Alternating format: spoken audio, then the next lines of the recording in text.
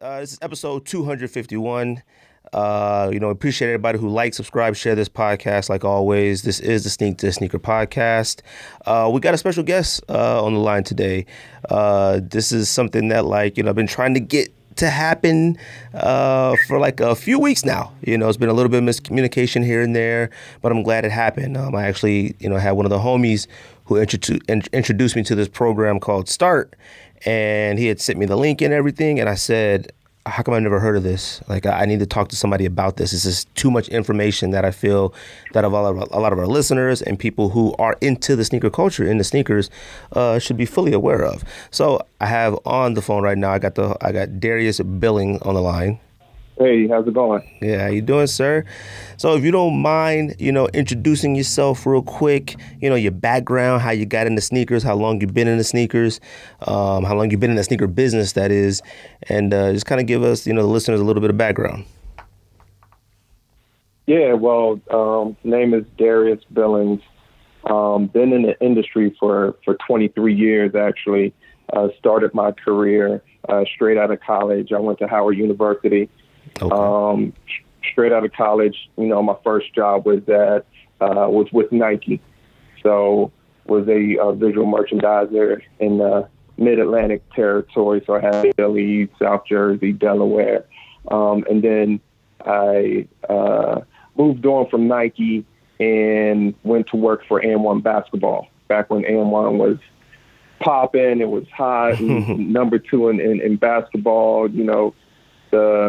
The mixtapes and the street ball was, at parks, kids on the fence, really at the beginning of all of it. So really some fun times. And then I've been with my current company, the Athlete's Foot, been with them for the last 13 years. And I'm the senior director of product and marketing for the Athlete's Foot. Man, that's crazy. So you are the... you one of the creators of the START program as well, or?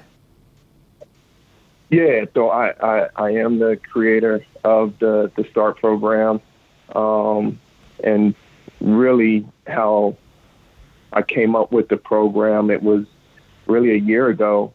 Coming off the Black Lives Matter movement, all the stuff that was happening in America, and just the civil unrest, and everything starts with conversation.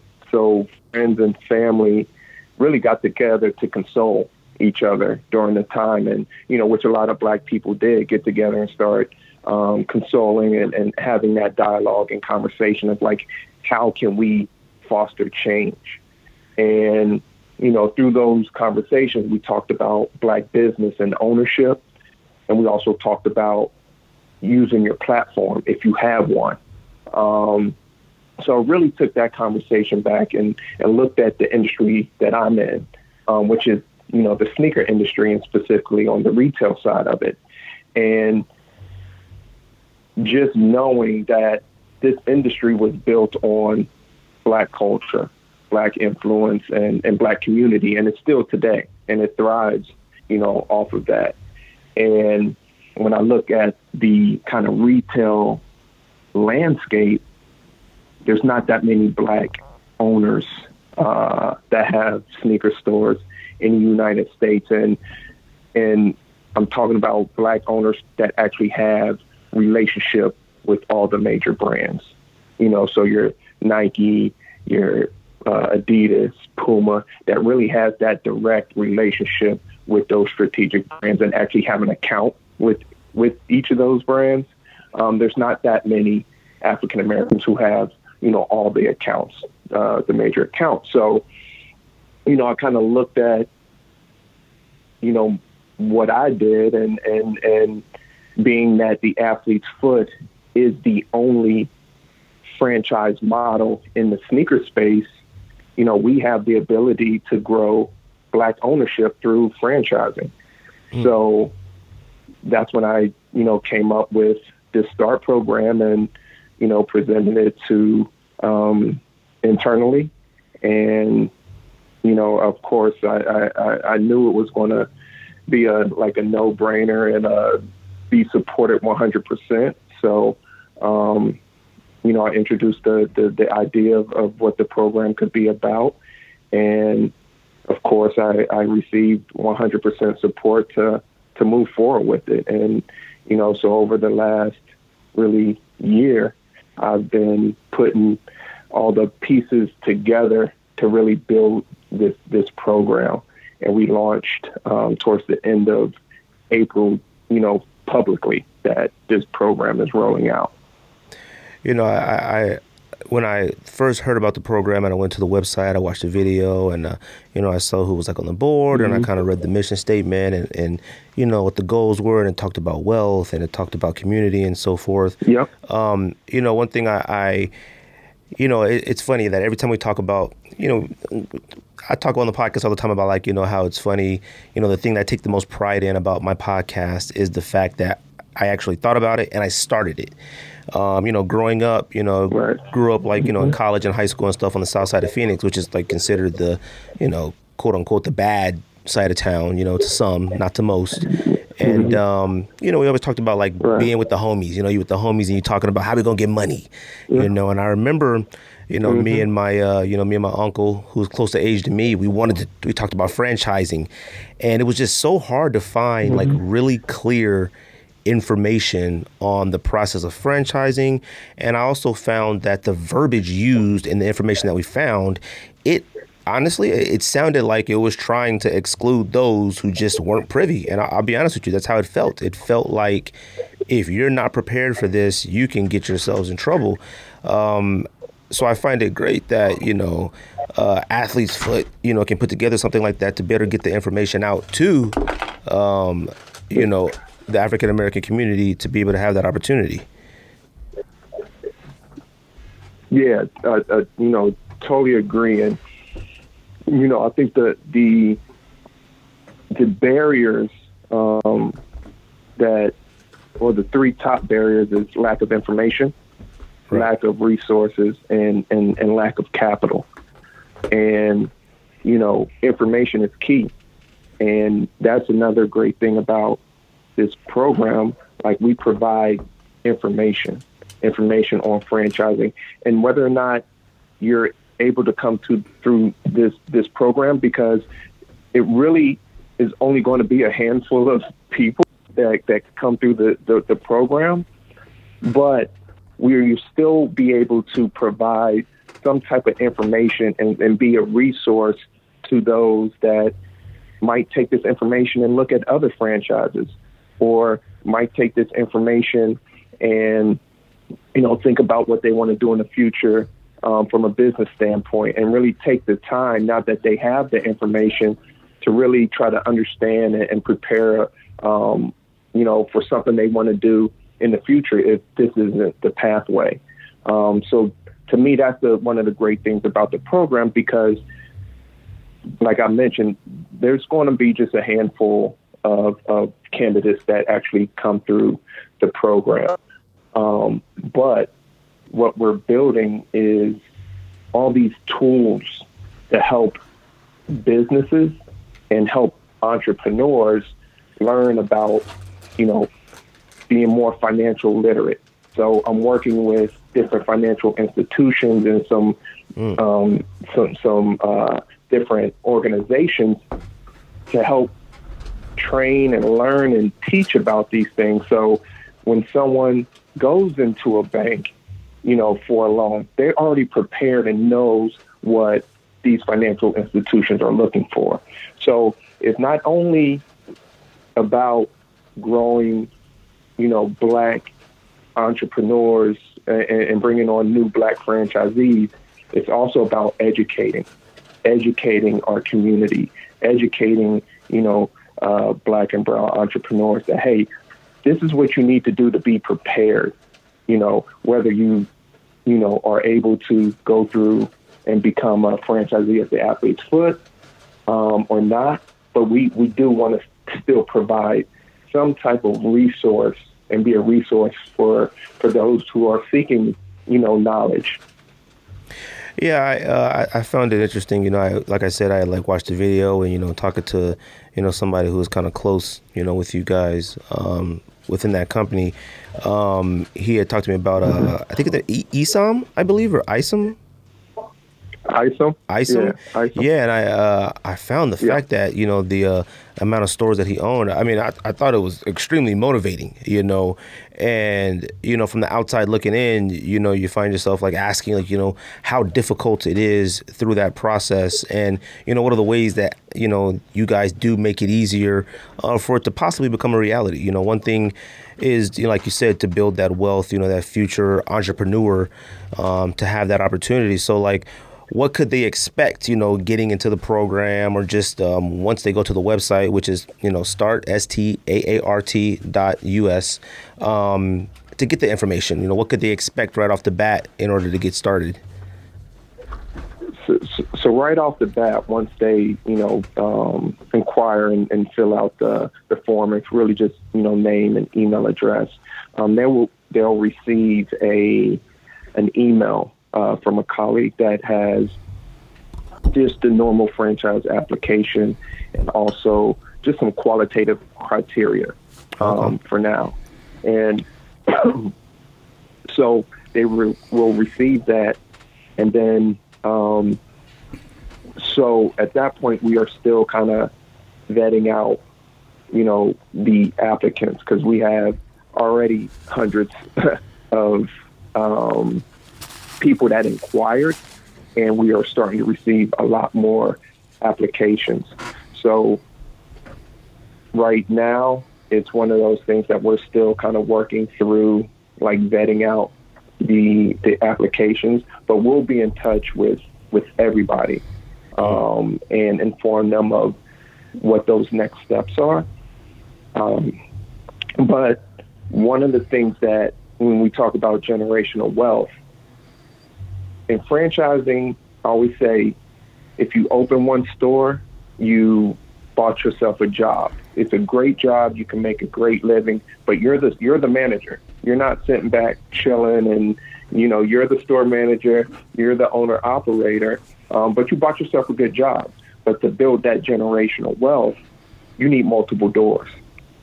And that's why this program, excuse me, that's why this program really is built for multiple store owners. So you already got to have that mindset coming into this thing that, hey, I want to be a multi-store owner, and I have the business acumen and the experience to do that.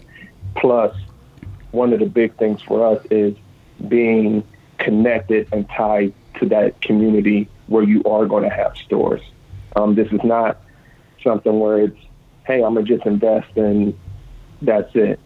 We want people that are a fabric of the community. I'm not saying that you necessarily have to live in those communities, right, but you have to be connected to that community to help build that. Because that's what this is all about, right? It's, you know, building generational wealth, legacy, and community.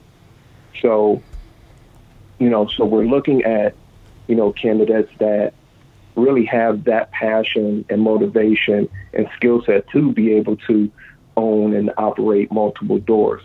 And franchising is great because you get that support not just from our office, the franchisor, but you get that peer-to-peer support as well.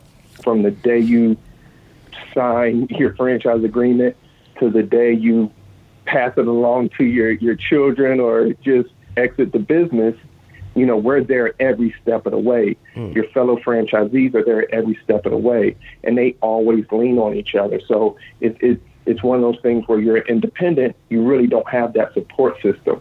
But in franchising, you do. So, you know, we thought that this would just be a great opportunity and a great, really, mission to build Black ownership in the sneaker industry in the retail segment. Hey, Darius, this is George. I just got here. I want to apologize to you. I appreciate you coming on the show. I had some car troubles, so hey, no problem. Came in during the middle. I appreciate it. Just a quick question, and you may have covered a little bit of this with Greg already, or I may be jumping too far ahead, but I looked at the board earlier today, and you have some heavy hitters on the board, man. Like, how did all that stuff come together where you were getting people from Puma and someone who was at Nike and now at DTLR's parent company? Talk a little bit about that. Well, right now we're still growing the advisory council. So all of it is through relationships. Me being in the industry for 23 years, I've worked close with a lot of people. And, when I, first presented this program, some of those people I reached out to get their thoughts on it.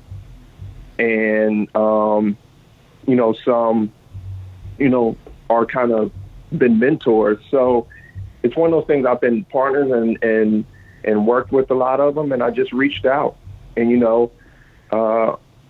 as a relationship and asked, I say, hey, about the STAART, this is what I'm doing, would love to have you on the advisory council.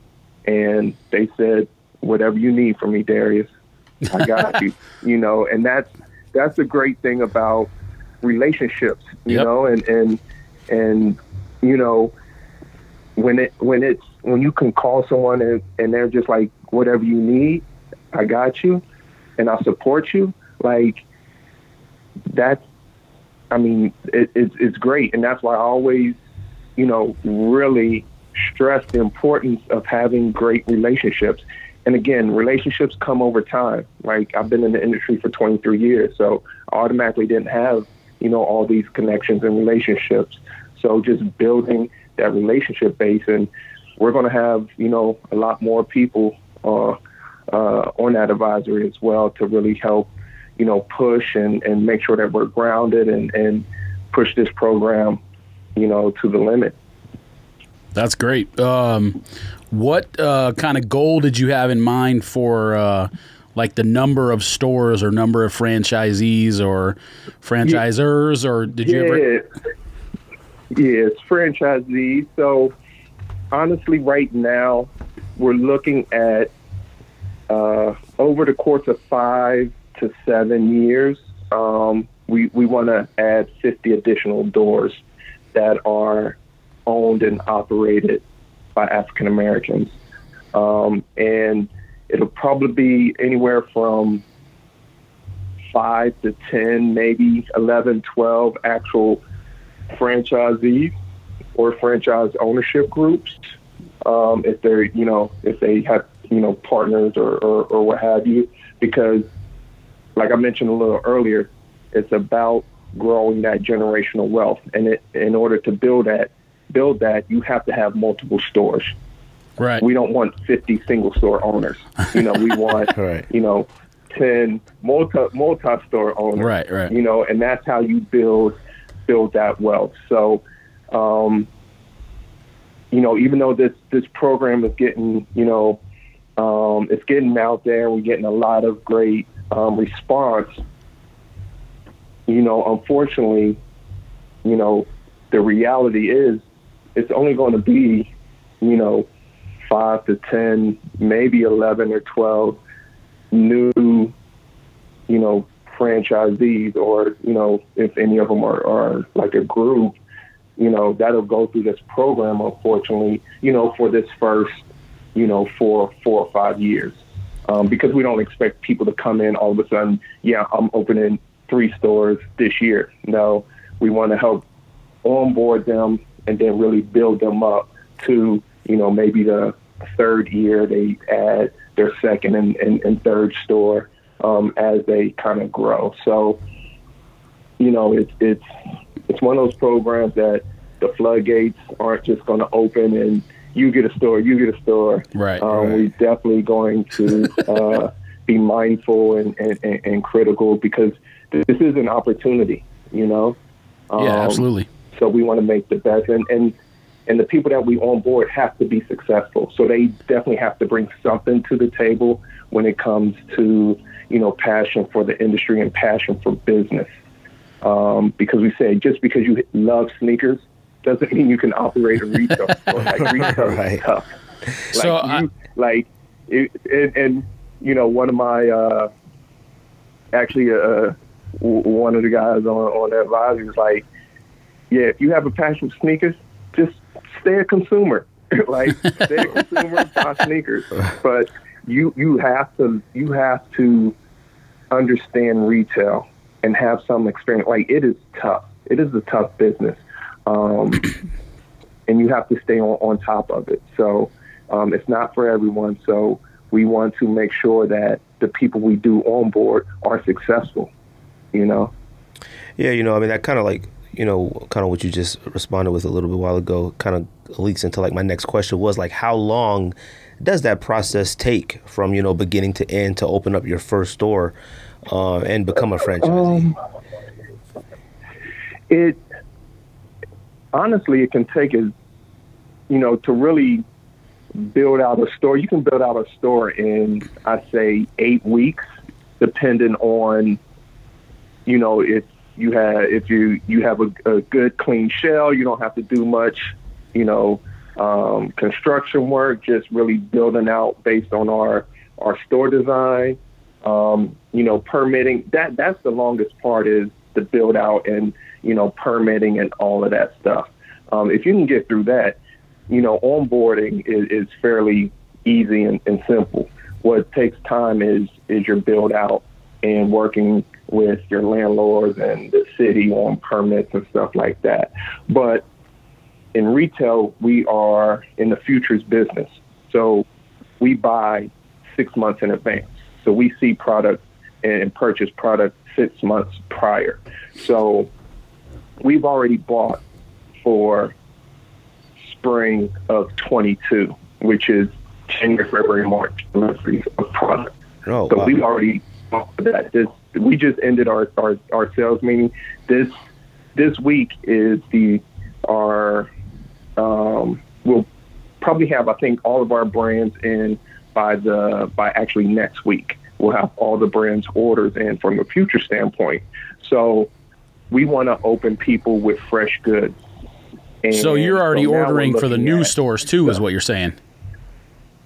No, Oh, gotcha. No, okay, sorry. No, because it's, the franchisees order. So. Oh, gotcha. Okay. So all of our, so we've already worked that. So right now, it's looking at bringing on anybody new. We'll bring them on, but opening their first store will look like summer of 22 is opening the first stores, which is April, May, June timeframe. Okay. So April will be the earliest now that we would open a new store under the STAART program, just because, again, we want them to start out successful, be successful, and you got to start out with fresh goods because there's not much inventory out there anymore in the marketplace. So, you know, there's usually what we call at-once product, where you can go and, you know, buy some at-once product to fill. But there's not much product out there anymore. So you got to start off with fresh goods that you ordered for futures and that arrives. So that's the earliest that we would open a new store under the program is April of 22 now. Okay. Gotcha. Yeah, you know, one of the things that we always talk about on this podcast is like, you know, when we first started, it was like opening stores and like that process and stuff like that. We've always been curious about it. And, you know, from what we've always understood is that, you know, when you open up a store, typically the big brands, like we talked about earlier, Nike, Adidas, Puma, etc., they don't give you the, you know, the hype product, you know, immediately yet. Would that be different with this program, or would this still be like something you must grow your location first before you start getting that major product to be able to give out to the public? It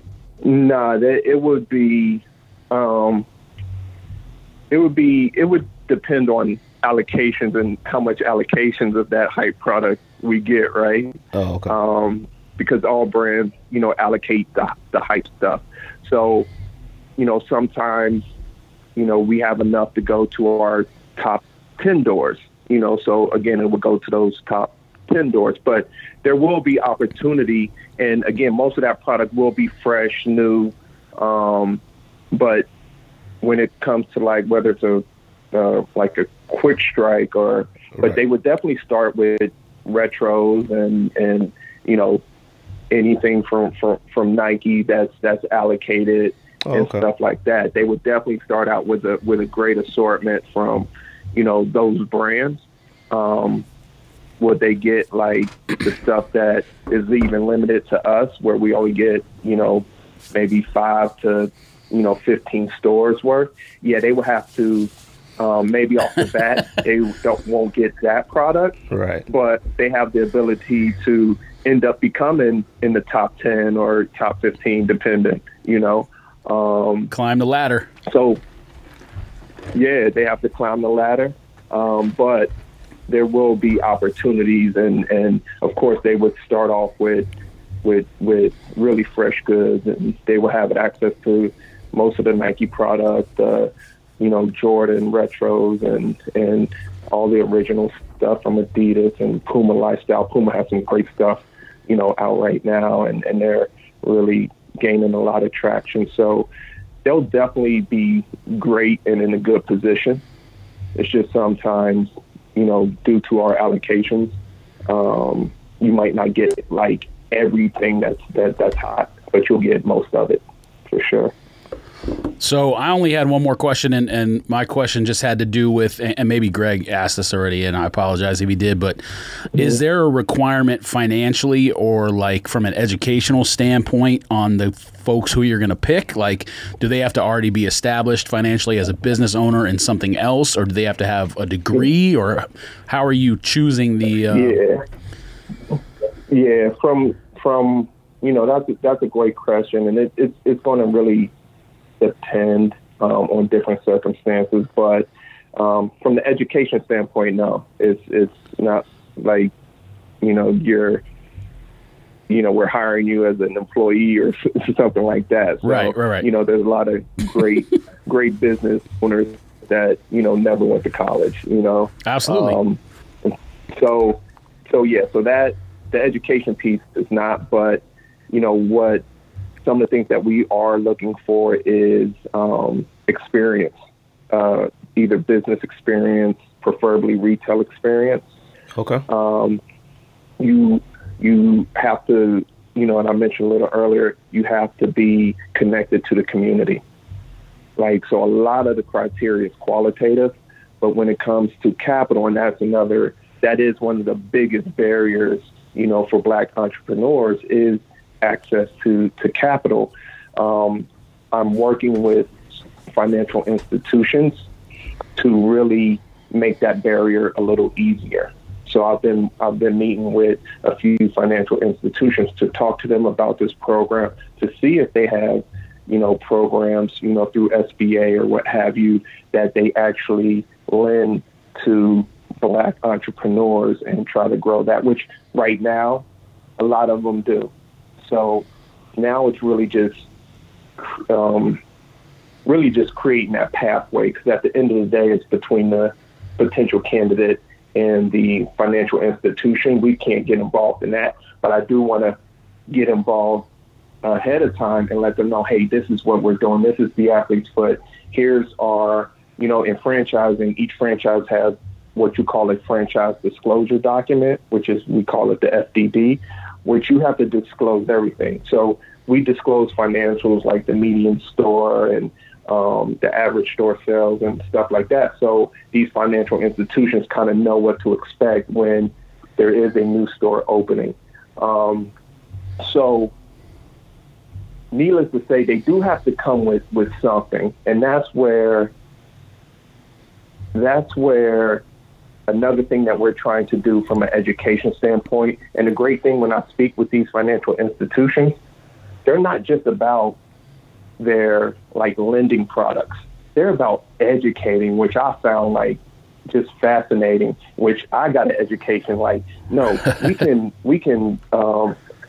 we can teach about cash flow management, how to read a P&L, how to do all these things, which is a lot of people don't know that. They just say, oh yeah, I want to open up a store. And then I'm going to walk into this bank and ask for a loan, but they don't have a plan. Right. And the good thing is that we will have some tools to help them with that. So needless to say, I don't have, how much you have to have, or be worth. Right. But you definitely have to come to the table with something, because for the most part, unless you just have that type of capital, you're going to have to, go get a loan. Right. And one of the things that we're trying to do is kind of help prepare, hey, what does it look like when you do walk into a bank and what they expect. And the great thing is a lot of these financial institutions now have programs for Black business. And every time I present this to them, they just trying to find ways to become a partner and really make this bigger than what it is. So we're in the infancy stages with that part. And I've just had some meetings like last week, some great meetings. So we will be able to help out some of those that might not have enough, but really have something that then they can show to these financial institutions that, they definitely have some collateral to be able to receive most likely a SBA loan or something like that. Okay. Yeah, one of the things that, like you said, you mentioned is like, somebody who is connected, to the community. And when I had first found out about the program, I thought about a lot of people that we follow on social media, a lot of people that follow us. We've had a lot of guests on this podcast who are heavy influencers, if you will, on social media. They sell their own products, they create hats, clothing, etc. And they have, done some things here and there.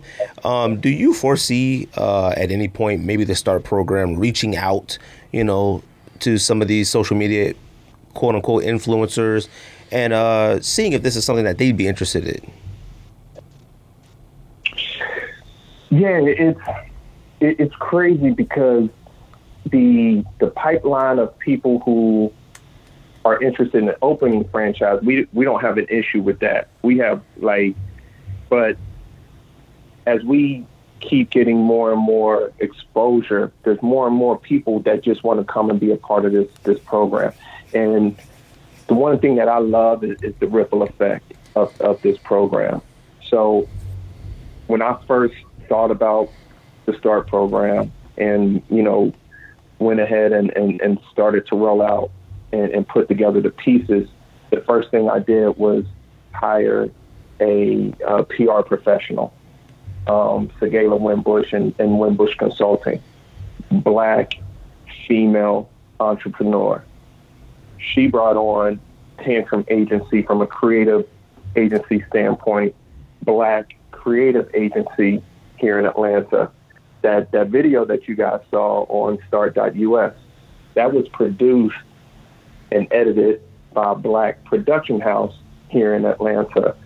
The STAART.us is managed and hosted by a Black web management company.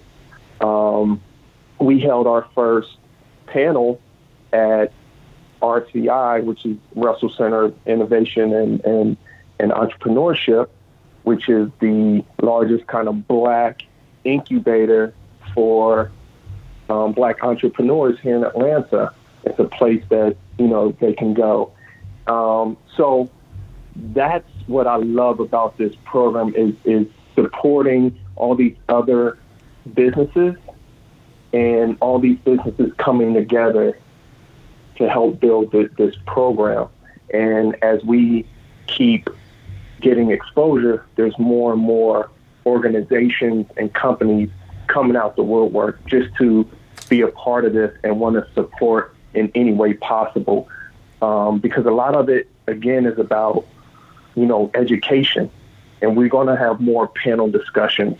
We're actually working with Tantrum Agency on a curriculum in Charlotte for the Charlotte-Mecklenburg public school systems in Charlotte, North Carolina. That's one of their accounts, and they want us to work with them to create a curriculum on sports and retail. So we're going to be in the high schools kind of teaching about this industry. So all that stuff really excites me just as much as, adding, new Black entrepreneurs as franchisees.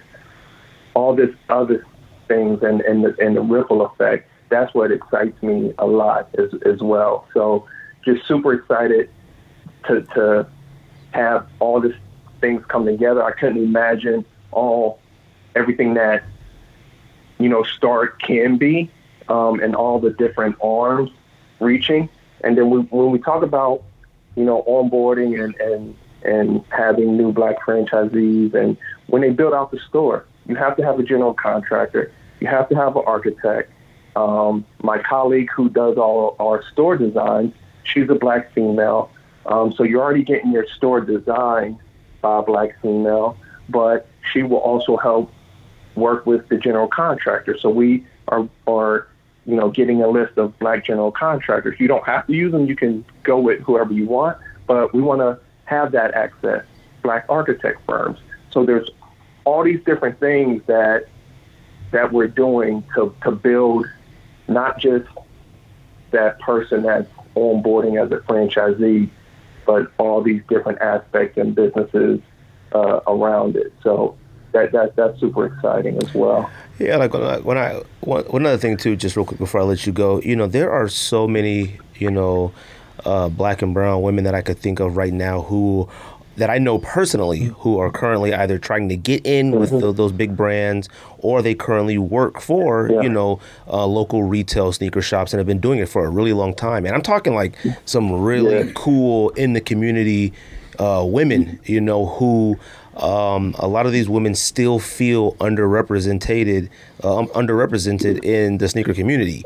And hearing the program and everything that you're building and kind of going with, it sounds like it could be a possible great opportunity for them to explore, to build their own representation in the sneaker community. I'm glad you brought that up, because that is part of this mission. And you are totally right.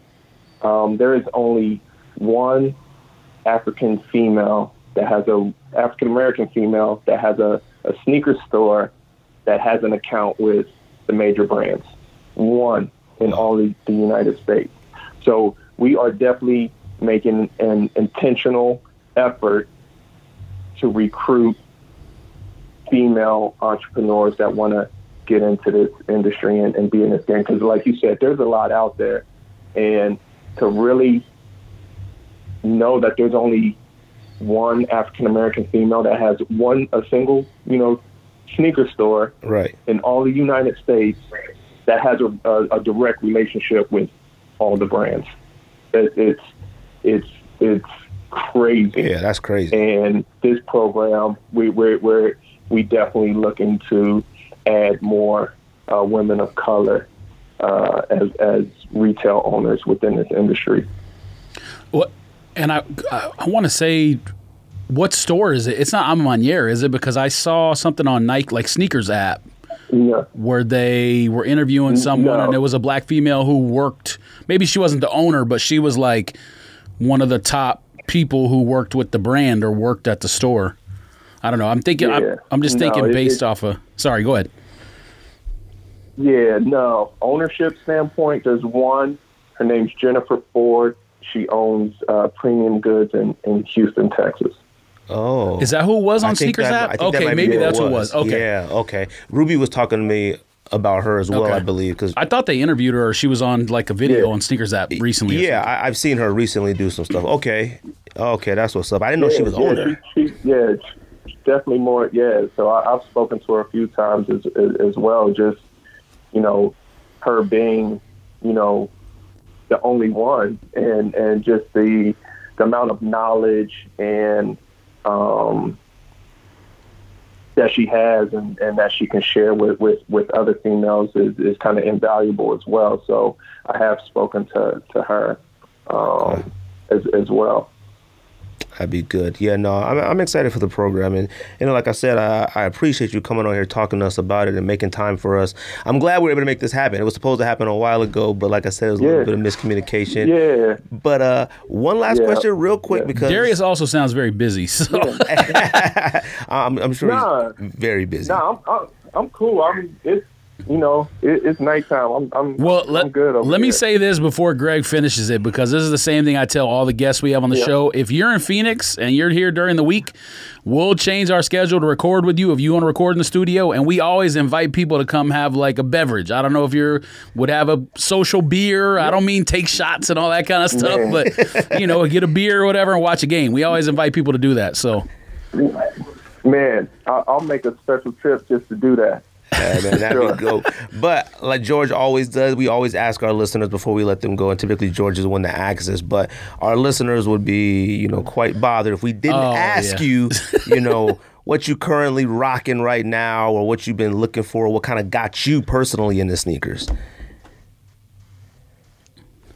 What got me into sneakers? Well, I always grew up playing sports. So I had that, but what got me into the fashion side of it, and was the AJ3 Black Cement back in 1988.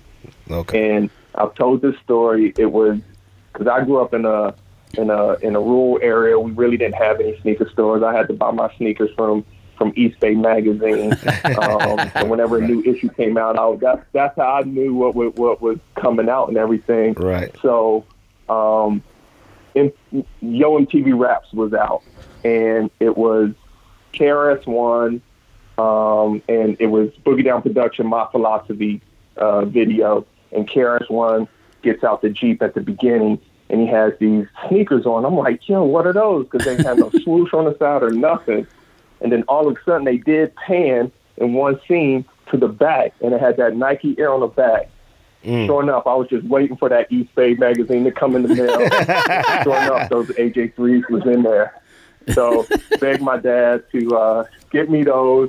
And, you know, back then, it was like mail order or something. I don't know how.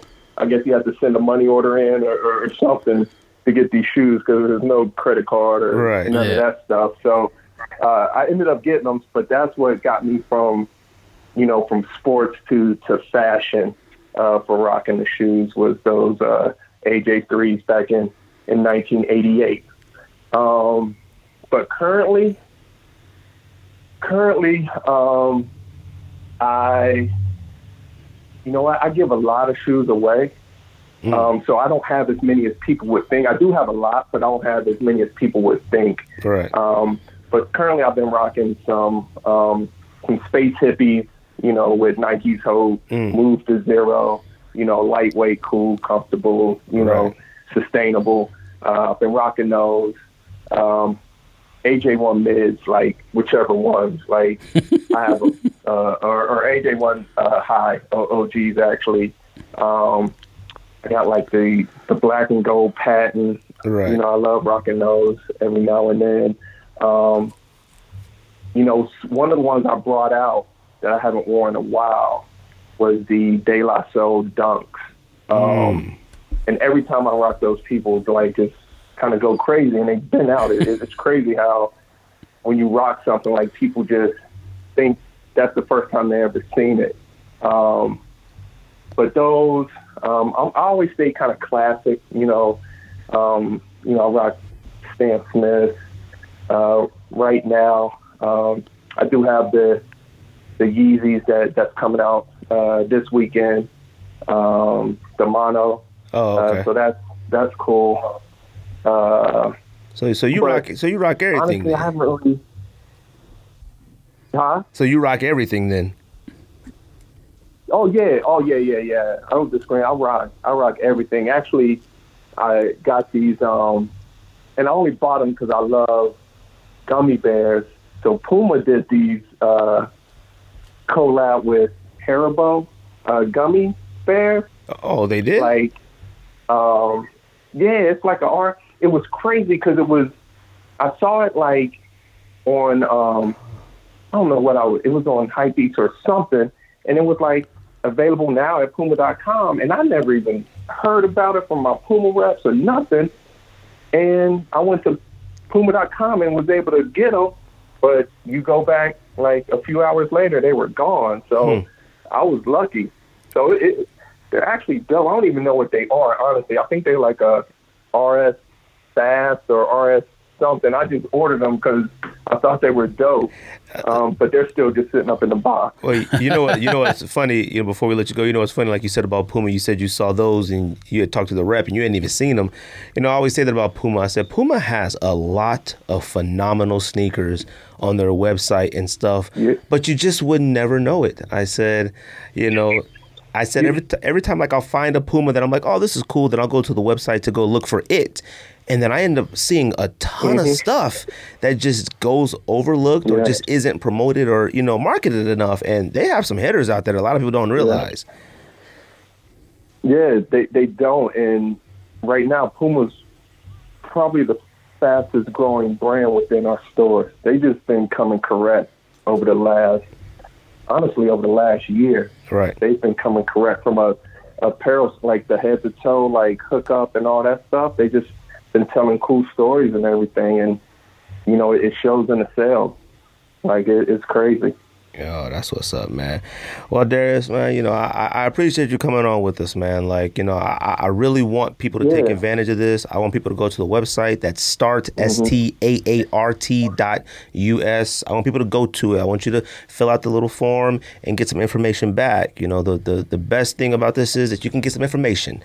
I don't want anybody to think that, like, you sign up and it's a commitment, you know. Find out about it. Learn something. Get some new information.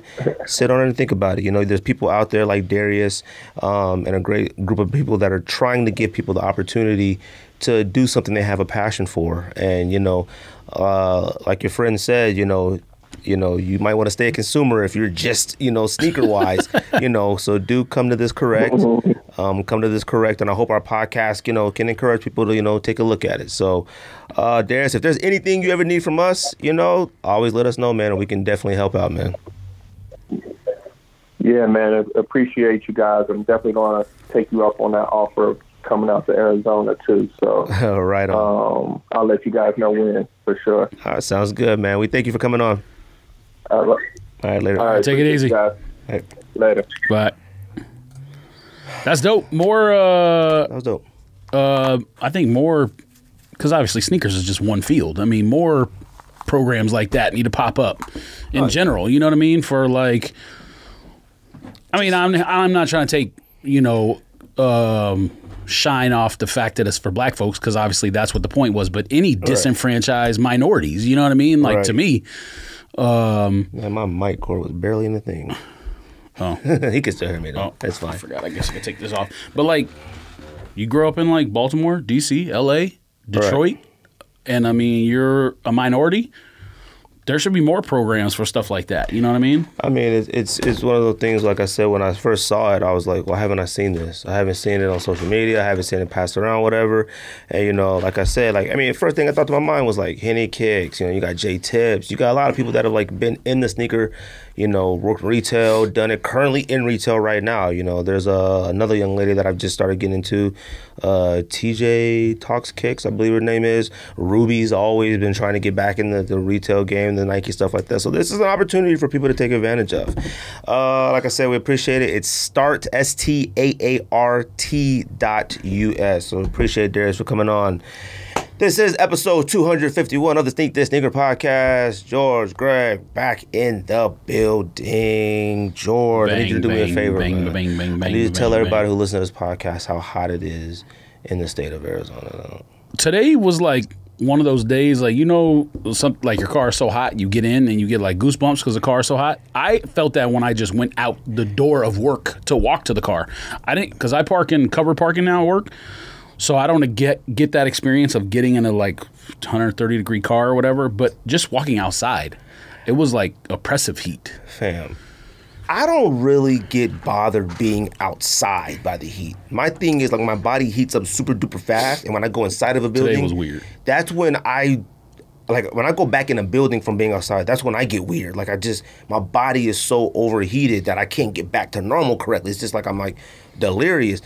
I walked outside just like you said. I'm holding, what are those flasks? What are those things? Hydro flask? Oh, yeah. I'm holding it in my hand. The metal is getting hot. Like, I had to switch hands. I was like, this is out of control, huh? Like, fam, no joke. When I get home, I'm throwing this underwear in the trash, huh? Like, this underwear is done. I went to the bathroom before you got here. Fam, pulled the underwear down, it smelled like top ramen. I'm not even joking. It smelled like ceviche. I was like, I can't do this.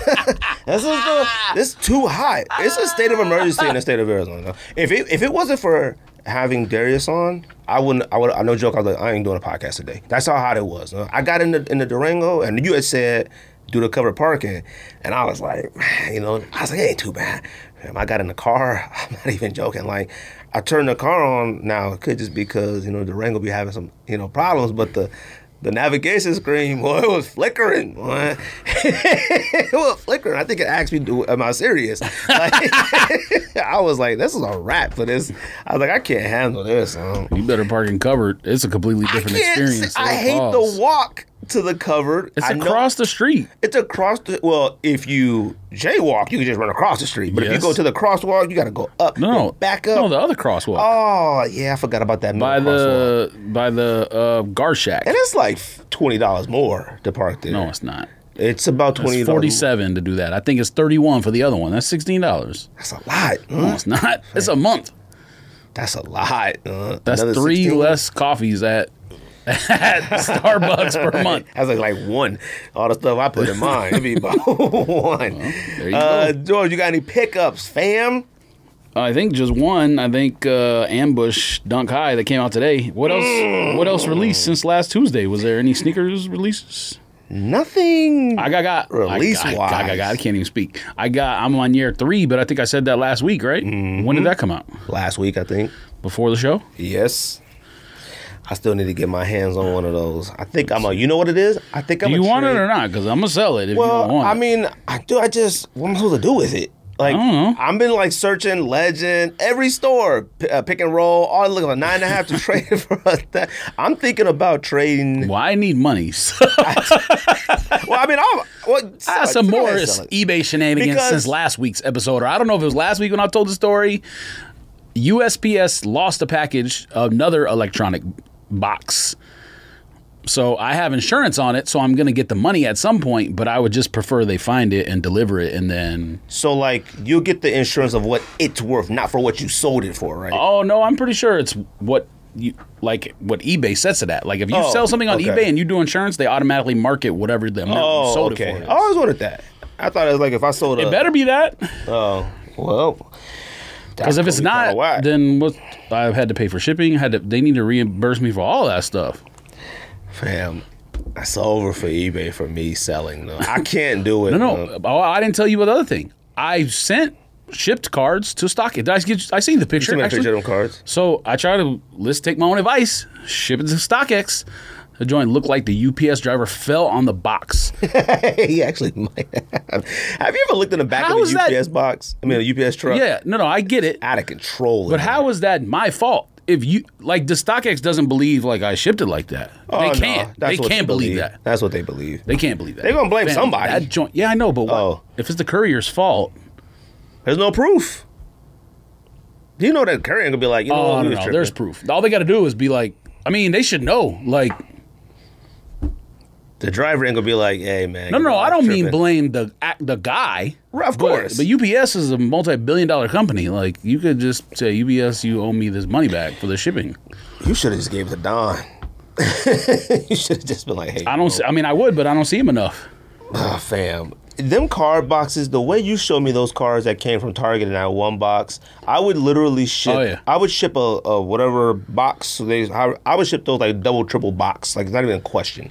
I shipped them in a wood box. I don't care what the shipping weight is. I might, no joke, I might be a jerk and like every StockX sale I have from now on, put like extra rocks in there so the weight goes up so they have to pay the extra shipping cost. I might do that just to be a jerk to take my $15. Matter of fact, the rocks damage the product you put in the box. I'll ship water bottles. I don't care. They got some nerve. They got nerve doing that. I can't do it. I'll tell you, like, no joke, I've been on the fence from selling on eBay for a very, very long time. But just additional stories like that, I can't do it. Even when people just post on social media, like, man, look at this response. I can't do it. And I mean, I've been actually scammed, and that was something different, and I was stupid. But actually doing it the legit way and doing all that, and still people try to find these loopholes and stuff like that. I can't do it, man. I just can't do it. But yeah, I'm a Man Year 3. I need it. I'm thinking about maybe trading my Turbo Green because I can't find the 9.5 in a Turbo Green to trade either. And the 10 in the Turbo Green, I tried it on the other day, is way too big. I think that's a 10.5. I don't know what's up with that Turbo Green, but that joint is so much fire. So I don't know. What else you cop? That's it? Yeah, I think, I mean, I lost on Yeezy over the weekend. I want to know if there was as many pairs. If it was the same number of pairs as yellows and I lost, okay, I get it. But if it was the same number of pairs as blues and I lost, I'm going to be heated. I didn't even try for that, bro. And they're not selling for as much anyways, but, I mean, still, it would have been like an extra $100. Oh, you weren't going to try to keep that one? Nah, not that one. I want the yellow one. I thought it looks okay. I mean, it looks very nice. Like, it's regular. I mean, it's a brown shoe. I copped Michigan Dunks right after the podcast. Like, the homie listens to the podcast. And shout out to the homie Manny. He listened to the podcast. Actually, I got 2 or 3 people offer me Michigan Dunks, like right after the podcast, right after they listened to it. I was like, man, that's dope. The fact that like we can do the podcast, pull up, and somebody be like, yo, man, I got you. You know, if you want them, I'm like, oh, that's crazy. So shout out to the Hot Taker on Twitter, and shout out to the homie Manny Chang. I bought him off Manny Chang. I literally bought him off Manny Chang. Went on Twitter. Somebody's like, yo, I got him if you need him. And then another person on Twitter was like, yo, I got him if you need him. I'm like, man, that's dope. But I got him for a great price, which, well, in hindsight, great price. It's a dunk. But, I mean, 180. You know what I mean? Like, now it seems like dunks seem to be sitting around 180, 190-ish right now. Well, I mean, in my size, the Michigans are over 200. I think they're 230, which isn't bad, but they're 230. And now Michigan State seemed to be pretty high anyway. They were higher than, which that doesn't make sense to me unless there's way fewer pairs, because it doesn't look better than, like, on no level would Michigan State be better than a Michigan, except I guess in basketball. Like, I mean, it's a basketball shoe, but that doesn't mean anything. The Michigan State might be better than the Michigan. I would rather have the Michigan, though. But what's funny is the Michigan highs are more than the lows in my size. And some other, it might just be because they came out last year with people know there were fewer pairs, and maybe it's been 6 months or whatever since it released. If it in 6 months, I'm sure those Michigan lows will be. I also copped. And which I bought a while ago, and I completely forgot about it till I got the thing like delivered today. I copped those Reebok ASAP Nas CL Legacies. Remember I sent the link to the thread? $50. And them joints is fire. I haven't seen them yet, but they got delivered today. I ordered those about 2-3 weeks ago. I completely forgot about it. Them joints were like, what, 100 something? And I remember I did the raffle on. I thought you paid half price over. Yeah, I did the raffle on End when they were gonna drop. And I was like, I'm doing a raffle for this. I was like, thinking like copping these. I don't care who, ASAP, whoever it is. And so I took my raffle back. And then, you know, obviously sold links, whatever, sent that joint out $49 plus shipping. Stop it, man. Yeah, my side was sold out. Had to cop that joint. And then, even though I've only worn one Legacy, and then I copped. Yeah, but it's more similar to the Pleasure than the other one, I would imagine. It's a little bit more similar to it. The better materials. And then I copped some hats. Of course you did. You like hats with me with like cards, so I don't know why you make fun of me when you the same exact, just with a different hobby. No, you the same way. You spend as much money in hats as I spend in cards. I'm trying not to spend much money now. Like, I feel like I keep doing, like, spending money. eBay has all my money. So. Now, now, I'm within my budget, but we didn't take, like, our cash out, which helps us better, so I've been within my budget, but, like, you know, for some odd reason, you hear 180, 190 for dunks, you be like, this, I take them, like, immediately. I bought the Cobalt Blacks from Rico, and then I got... Yeah, but if you buy those for 180 in 6 months, they'll be worth double, so it doesn't matter. I'm not selling any of any of that stuff or whatever. No, like, I'm saying, like, emergency purposes or whatever, like, in a little bit. Like, you know, gotta get an emergency ticket to space or something crazy. Right? I mean, like, your car explodes and you gotta get a new car. That's kind of emergency. Yes, y'all take dunks. No, you geek, you sell liquid assets.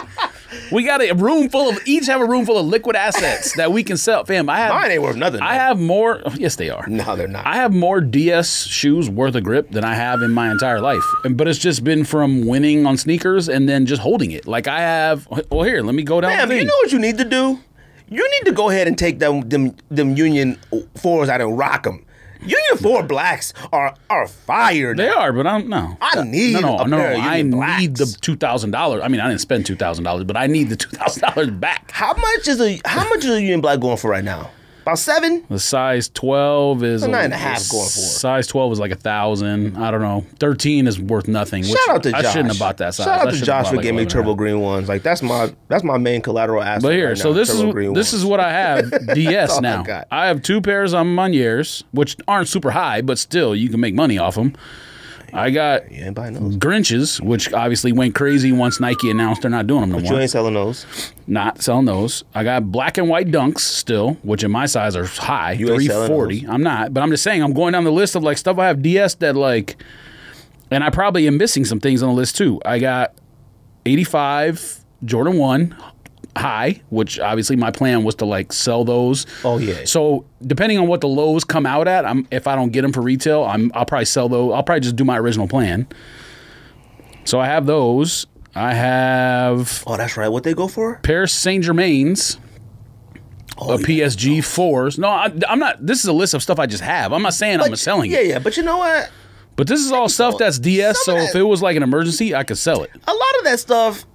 It'd be alright selling it. The only one probably out of all that, maybe Duncan Kobe is the one I feel like is a must keep. Well, we can't be talking about Grinches for 5 years on a podcast and then we get it and we sell it. It's not allowed. Kobe, the Duncan, the Kobe.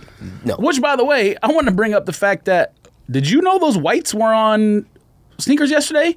Because one of my rituals is literally checking sneakers the night before to see if I need to wake up earlier to go on sneakers and try for something.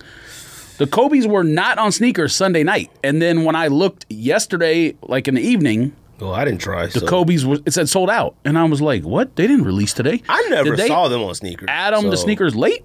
Beats me, because I never saw them on there. Even though I had said they're not on there, somebody told me that they were. I went on there, pulled it down, refreshed it, wasn't on there. Updated the app. I never saw them on there.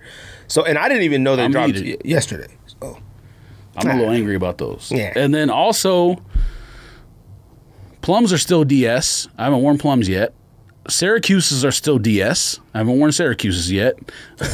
Ain't Syracuse going for like 900? I mean, I'm not selling them, but I'm just saying, like... I mean, they can make up for about 2 PlayStations you got floating around Earth. I don't know about that, but... Woo! But I'm not selling Syracuses because it was the second best dunk of the year, and the plug got it for us, so I wouldn't sell it either way. Never sell something the plug gets you. I have... What's the Jordan 1 highs that the plug got me that you hate because I put pink laces in them? Mochas. You wore those I still got those DS. Fam, you got a lot of DS stuff. And you haven't worn mochas yet? You bought special laces. You bought 2 shades of pink. All right, to weigh them out. It was COVID. Yes. I mean, everything closes at 10 p.m. now. Where am I wearing that to? Like, what? You got to wait till stuff open back up and like go on vacation or something. I don't know. Closes at 10 p.m. Anywhere open up. Me and Rosil was out in Chicago till about 1. Well, that's Chicago. We live in Phoenix. Well, I mean, you said go on vacation. And most places y'all go? Rhode Island and Philadelphia was closing that early? When did I mean, that was for a wedding. Where am I going? Damn, you were standing on the corner. You were standing on the corner of Philadelphia wearing Reeboks. You couldn't even wear Mocha 1s. That was the first night when we landed, and then we got the sandwich and went straight to Delaware. What are you talking about? Wear Mocha 1s at the airport. No, I'm not wearing those to fly. Are you kidding me? Why not? Because they're uncomfortable. I wear comfortable you shoes. Sitting down in a seat. You still got to walk around all the airports and walk to your Uber and whatever else. I mean, why you think that's a travel shoe? I have no idea. Not a travel shoe. You just got to wear these things now, especially with Jordans. The one thing about Jordans I've learned is the reason why we stopped. It was hard to wear Jordans because we kept trying to like not wear them. If you just wear them like. Treat them like Reebok Legacies, they be good. Don't treat Mochas like they Jordan 1s. Treat them like Reebok Legacies. Wear them, crease them, walk around. Yes. It's the best thing to do. And then the other one is the 4 that you hate that he got me too. The Mocha 4s. I mean, not call them Mocha 4s, but... That ain't even close to Mocha. You know what I mean. Them joints is like dumpster alley. Them joints is whack. You smoking. Taupe Haze 4s. Oh, Taupe Haze, there you go. Whack. Yeah, you smoking. Travis Scott 4s. I seen one person grinding them. Yeah, but then they look better. But then they don't match. The swatches don't match. Well, I mean, you got to keep going through the entire shoe. I think he was just getting started. Oh, like right. I saw what it was, but then I thought he was done.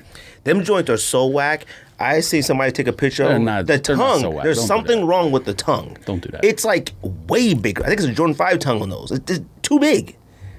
They're whack. Just because the tongue on what you call it's foldable and slimmer, don't do that now. That's a regular tongue pause on a Jordan 4. Somebody want turbo green ones for a Union Black 4. You better not do that. $85. You smoking up. What? Turbo green ones? A Jordan 4 Union that fits? The turbo green one fits both my feet. That Jordan is gigantic. All right. Now, somebody give me a 9.5 Union 4 black. I'm taking that Jordan. You just trade for your size in turbo green ones.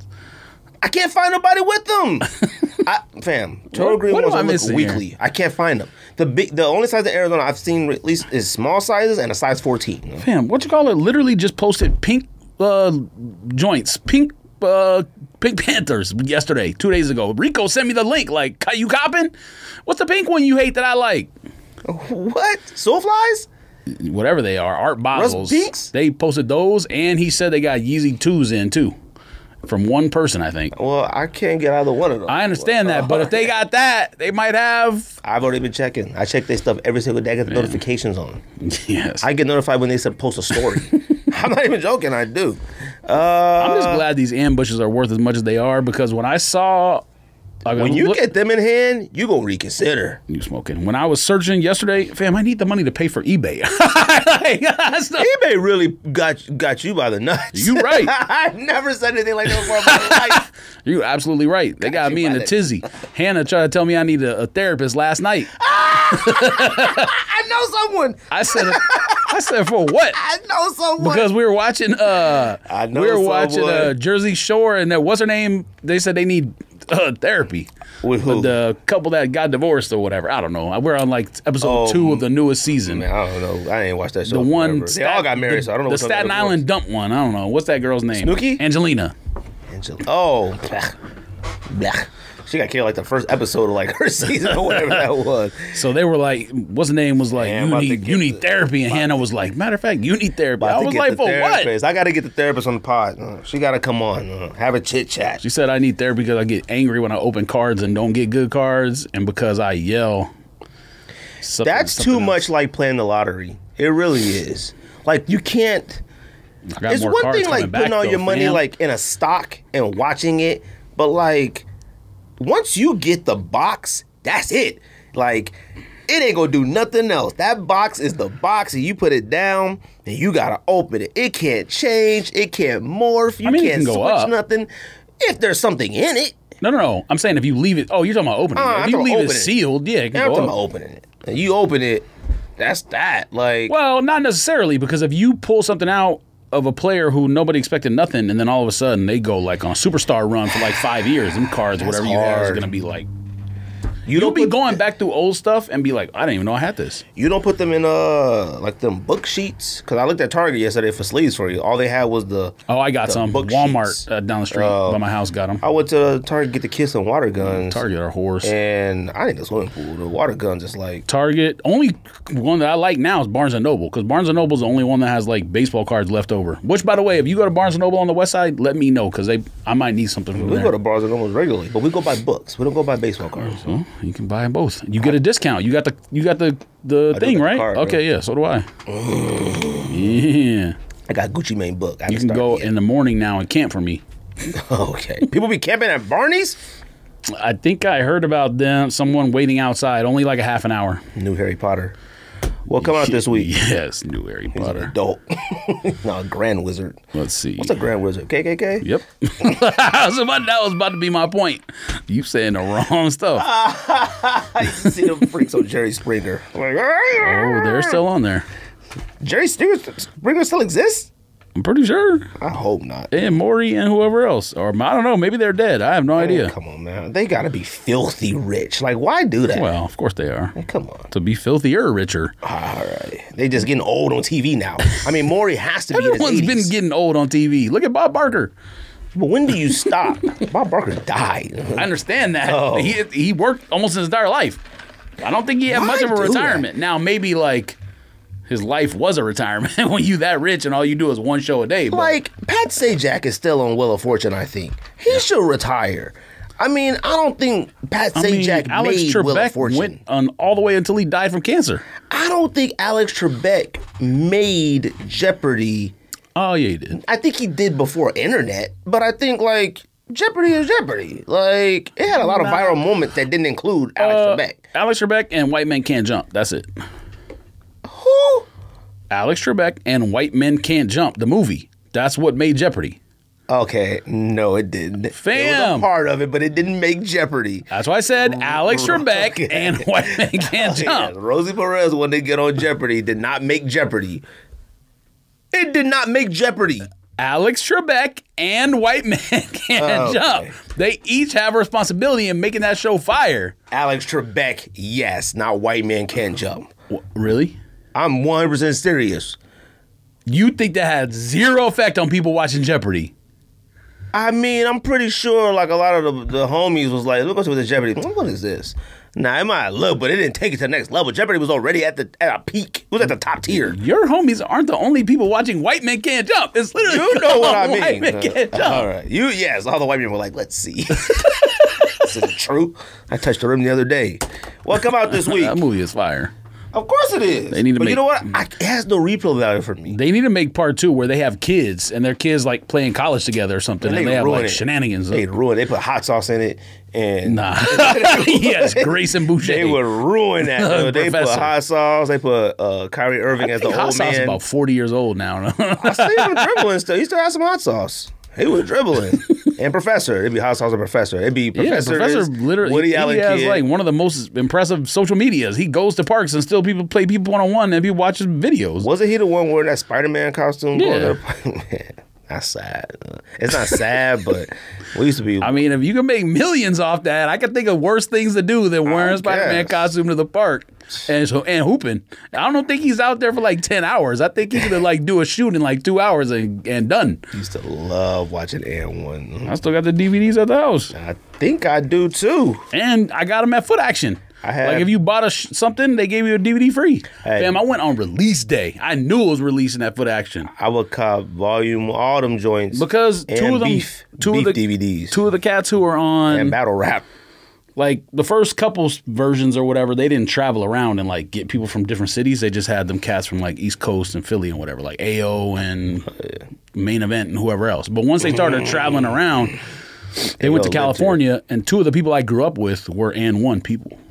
From California. Yeah. Oh, okay. See, I knew cats from here that was on it. Yeah. So then, I was at the event when it came here that one year when I told you Arrested Man got to did that windmill. And E40 performed at halftime. Got to sit courtside. Me and Willis was at that one, sitting like regular seats.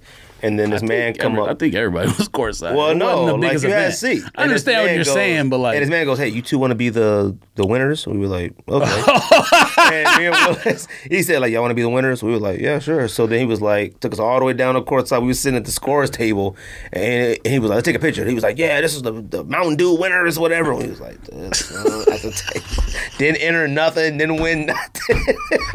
We at the table, we didn't get a T-shirt. We got like a free coupon to go get a hot dog or something like that, at the concessions or whatever. But we was like, man, it's the life, dude. You go from right there to the scores table. That was tight.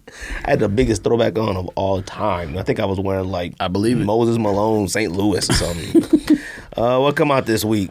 Air Jordan 4 Torrey Pines Golf is coming out, which I don't understand why it's called Torrey Pines, because it looks like a Hornets colorway. I saw that and I was like, what is that even? I don't understand. Torrey Smiths. Torrey. Let's see. Fam, Jordan 4 might as well just go to golf shoes. I mean, Jordan comes out with just as many golf shoes as the Masters colorway makes sense. And I don't even think Nike called it the Masters. I think people just called it the Masters. Well, it would make sense if they didn't already drop about green. 8, 9, 10 pairs of golf shoes this year. Like, the golf shoe used to be like that's cool thing. Now it's like, if I legit want to really super golf, I go buy a pair of Jordan golf shoes. Like, I wouldn't. Why would I buy a regular pair of golf shoes? I bought a pair of Adidas Boost golf shoes. Like, I tried them on at the Ghost. I was like, these don't even feel like Boost. I went right back to my trainers. Fam, trust me, you were life-changing. You were Adidas Boost out there on the course for 18 holes. That's the only way to play golf. I would never, ever golf in Jordans. My feet be hurting by like the 4th hole. Pause. I don't even know if that's necessary. Bodega 990 V3 made in USA anniversary.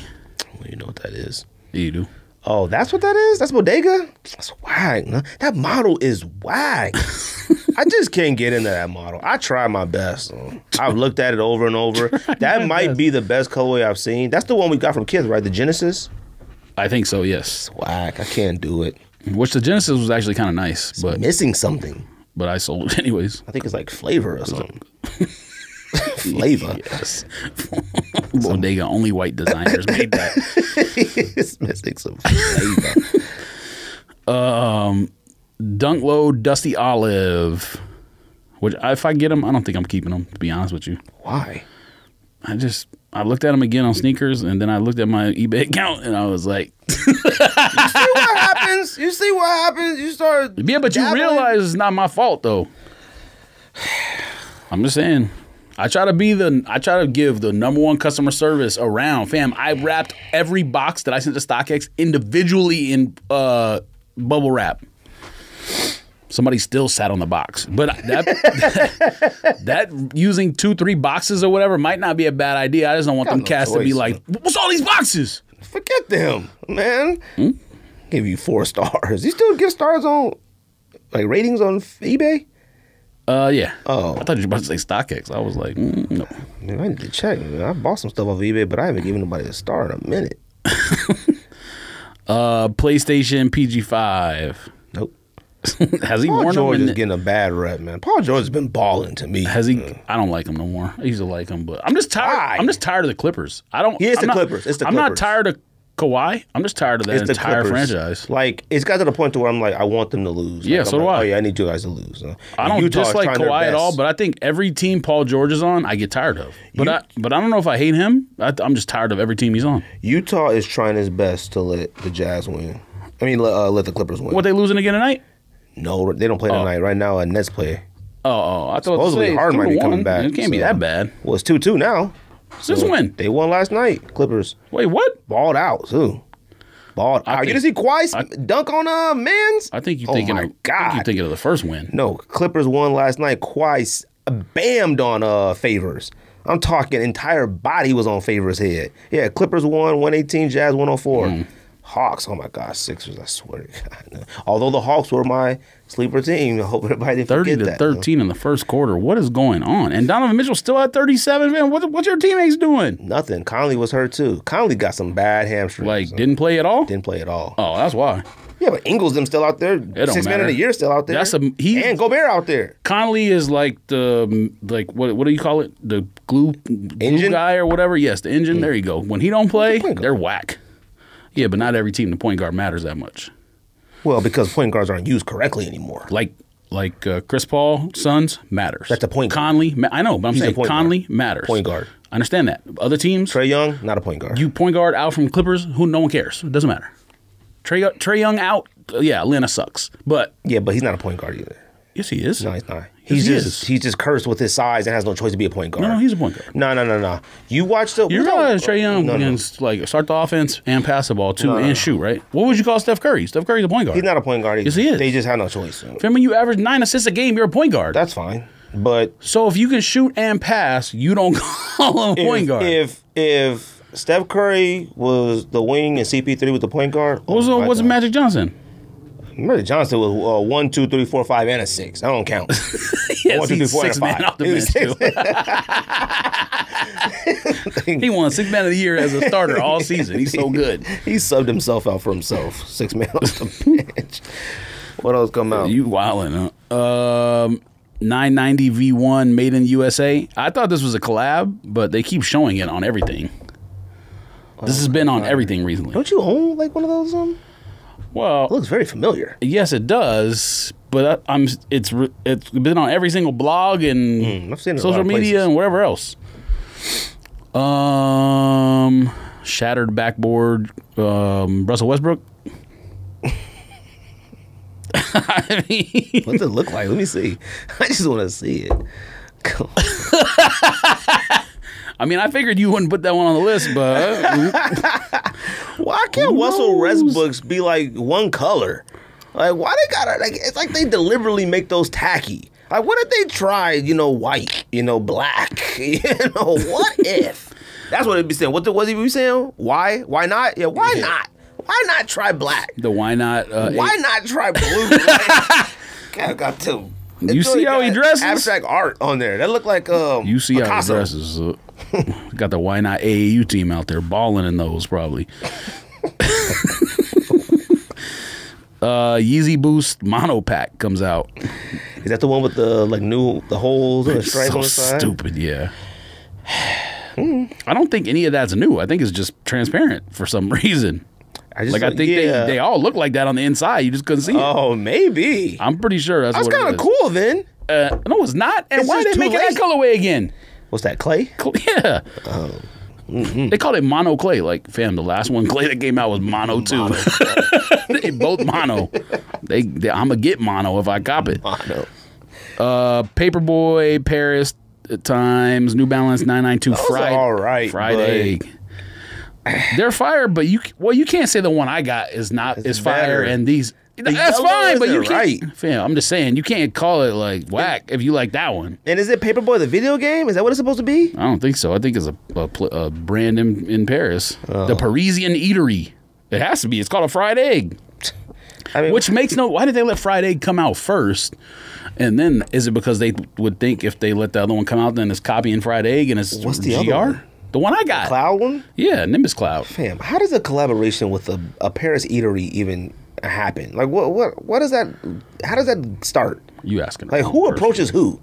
Like the New Balance, like approaches. Like that matters. Approaches who? Approaching Bodega and stuff. Bodega like go New Balance. Okay, but who approaches a Parisian? Well, yes, obviously Bodega makes French sense. Thing. I'm going to Paris in October too. Undefeated Dunk Air Force One pack. The Air Force One is fire. The Dunk is whack. I don't think so. I mean, I'm not saying the Air Force One sucks, even though I don't like Air Force One. I think the Dunk is fine. On feet is fire. I've seen a few on feet things. But what I'm going to say is when you in 2021 and a top 10 of all time collab, you release it. Like, fam, we made a list and I had 7. I don't think and the 7 was a stretch. I don't think in all these years doing this podcast, we realized how whack Undefeated collaborations are. Like, that might be the no disrespect, fam. No, that might be the wackest collection of collaborations of all time. And possibly has the greatest collaboration of all time with the Jordan 4, possibly. So, someone who Don knows and Johnny knows, well, Don knows him because he used to work at StockX, but Johnny knows him through cards. And I just know him through Johnny's like live streams or whatever, but I sold him an Xbox last night. He's cool. Like we talked about like some the one you lost? No. Oh. We talked about like some business ideas and stuff with cards too, but he worked for Undefeated, worked for StockX. I'm like, fam, how have I not met you before? You work at all these sneaker related places, but the only reason you know Johnny is cards. Might be the guy That's that the he was most random. I mean, I don't want to say his name because I don't know. But I think he listens to podcasts too. But it's like the most random thing ever. Like, you know Don from StockX and you know Johnny from cards, but Don and Johnny know each other from sneakers and sneaker events and Facebook groups. What's it called? 13 Days of Separation? It's the weirdest thing. Kevin Bacon's 6 Degrees of Separation. Whatever. I shot wear Magnus Walker, whoever that is. Dunk High SB. They okay. Oh, no, they suck. It's okay. You can say They've it. grown on me, but they... Nah, don't do that. Man, come on, Nets. Don't do that. Is Hamstring playing tonight? Hamstring. PJ Tucker. Ham sandwich? That's what I'm talking about. These are the PJ Tucker stats I know. Arguing on Twitter with somebody about PJ Tucker. He said this was our opportunity to show we really know basketball. Fam, PJ Tucker got 29 minutes, 0 for 3 from the field, 0 for 2 from 3-point, 4 rebounds, 0 assists, How's 0 got points. 29 minutes already. What? 29 minutes. It's in the fourth quarter? Yeah. Dang, my Bucks prediction about to come true, B. Oh, my God. Harden got PJ Tucker numbers too. Harden is 30. He got no hamstrings. Fam, Harden has 34 minutes, 1 for 9, 0 for 7 from threes, 7 assists, 3 points. He got no hamstrings, B. What do you want? That's done. Bucks in 12. That's all the way to the final. Bucks in 13. Miami Night, LeBronski. I've been seeing some fire on feet pics, but it would just be just cause to buy those. It would just be just cause. I gotta be responsible. I got to. I hope they sit. Like, I mean, come on. I mean, based on these prices, it look like they are. Why is there a Yeezy, a Slide orange? What is this? Well, I haven't seen that one. Is that coming out like this week? It says June 21st. Now I'm sure that's probably just Europe. The best looking one. But I mean, he might as well do crazy colorways, fam. What is a earth tone slide? Like, what? If you think about it, like, what's the point of an earth tone slide? You made bone, olive, and dirt, dust. I mean, no $80 slides should exist, but I will say this: a Boost slide was also like $80 or $90, so it's not like Kanye is out of his realm. Oh yeah, I thought they were like 50. I think you need a code to get it down to 50. Oh, I mean, Gucci slides cost about $300, and they're just Adidas slides with G's on top. 100% fact. Okay, that's Gucci. I hate slides in general. There's a dunk that comes out on June 22nd, but that's next show. 2 dunks. What them? Oh, that zebra and cheetah. I don't know. That's the day. It's a giraffe. I don't know why it's a cheetah, and I don't know why it's a zebra. There's no zebra stripes. I thought like maybe it was like some type of weird collaboration thing. Them look like giraffe spots. Them, but I don't. What, the giraffes? No, the other one. You want the black one? The basic one. I think that probably had the giraffe one, I guess. Rerun got both. The giraffe be looking fire. Skate got a pair of low curries he sling. It's a size 9 though. Yeah, but he wants an arm and a leg. I wonder if he would give you the fan price. He wants the arm and a leg. Shout out to Skate, man. Skate FaceTime me this week. I'm not going to say what he FaceTime me for, but shout out I thought you were going to talk about it. Nah, not yet, because I don't like saying No, I don't mean like the result. I mean like who he was with. Nah. All right. Nah. I would have, but nah. Okay. He'd have to tell me like you can, then I could say okay. He didn't post it, so yeah, yeah. I looked at his story thinking maybe it was up. But shout out to Skate, man. I mean, where was he like in a local eatery or something? Like that's like the Rose Bowl thing, man. That's a popular thing, man. Every second Sunday of the month, I'm about to fly out there and just go. Hefner goes to it too. I don't know why I keep saying that. I think I'm gonna fly out that morning. Just go straight from the airport. And wear what I'm wearing to get back on the flight and come back. You keep talking about like big time people and rich and stuff. That's a rich big time person. You gonna fly JetX too? Who? What is JetX? Is that red plane? No, it's white, but it's like a little private jet. And you get on it on the runway, right? Pretty much. Oh, I mean, it's only $100, so it's not like $100. What's it built with? I ain't getting on that. What do you mean? It costs $100 to get on it? It's like a price of a regular ticket. It's just you flying on a like corporate jet instead of a airliner. Nah, I've been watching the Smithsonian You wanted channel. To pay more?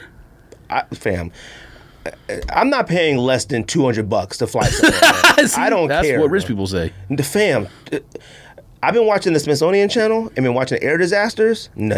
You gotta stop watching that. You already panicked enough. You right, because fam, I was watching the one in like Taipei or something, and they was flying the plane, and the pilot was like this, frozen. Oh, that's the wrong website. He was like this, and they crashed through the fence, crashed through a rice field, and I was like, fam, I can't do this.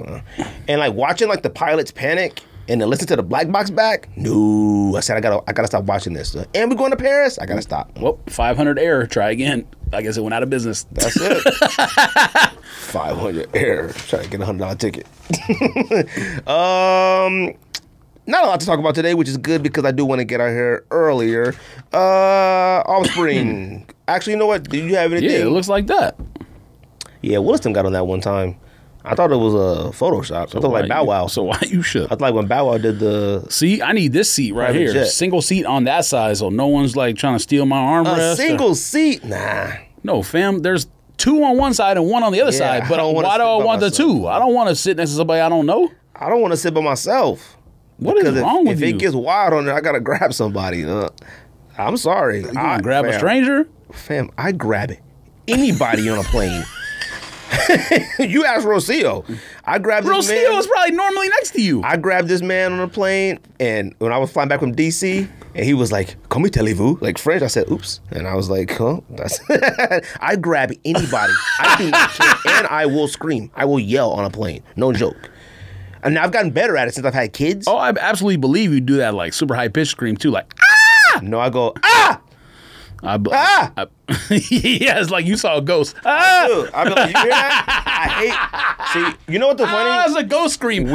We've never sat in those rows in front of the engines, so the noises is different up there. When we came, What do you mean you've never when we sat? went to Chicago? Why have you never sat in front of the? Fam, I be trying to sit in the very back. What? No wonder you always shook. That's the worst experience. Man, you got your own bathroom in the back. I be back there posted up, and I be chit chat with the stewardess, get some free snacks and stuff. So if you sit in the front, you have your own bathroom in the front. Nah, I ain't sitting that close. I don't get on plane that early. You got VIP stuff. Like, I don't got I that. get in like row 5 or closer, so you get. I ain't never sat that close before. You need to. That's like, what we I'm were point like I'm probably making. like row like maybe 11, 13. I mean, yeah, I don't mind that. That's in front of the wing. And fam, the engine, you could hear different sounds. I was like, nah, I like back sounds. Back sounds, all you hear is the like, maybe if you take off a little weird, the back might scrape the runway a tad bit. It doesn't do that. It did it before. No, you think it's doing that, but if it did that, the plane would crash. Nah. That's you can look it up.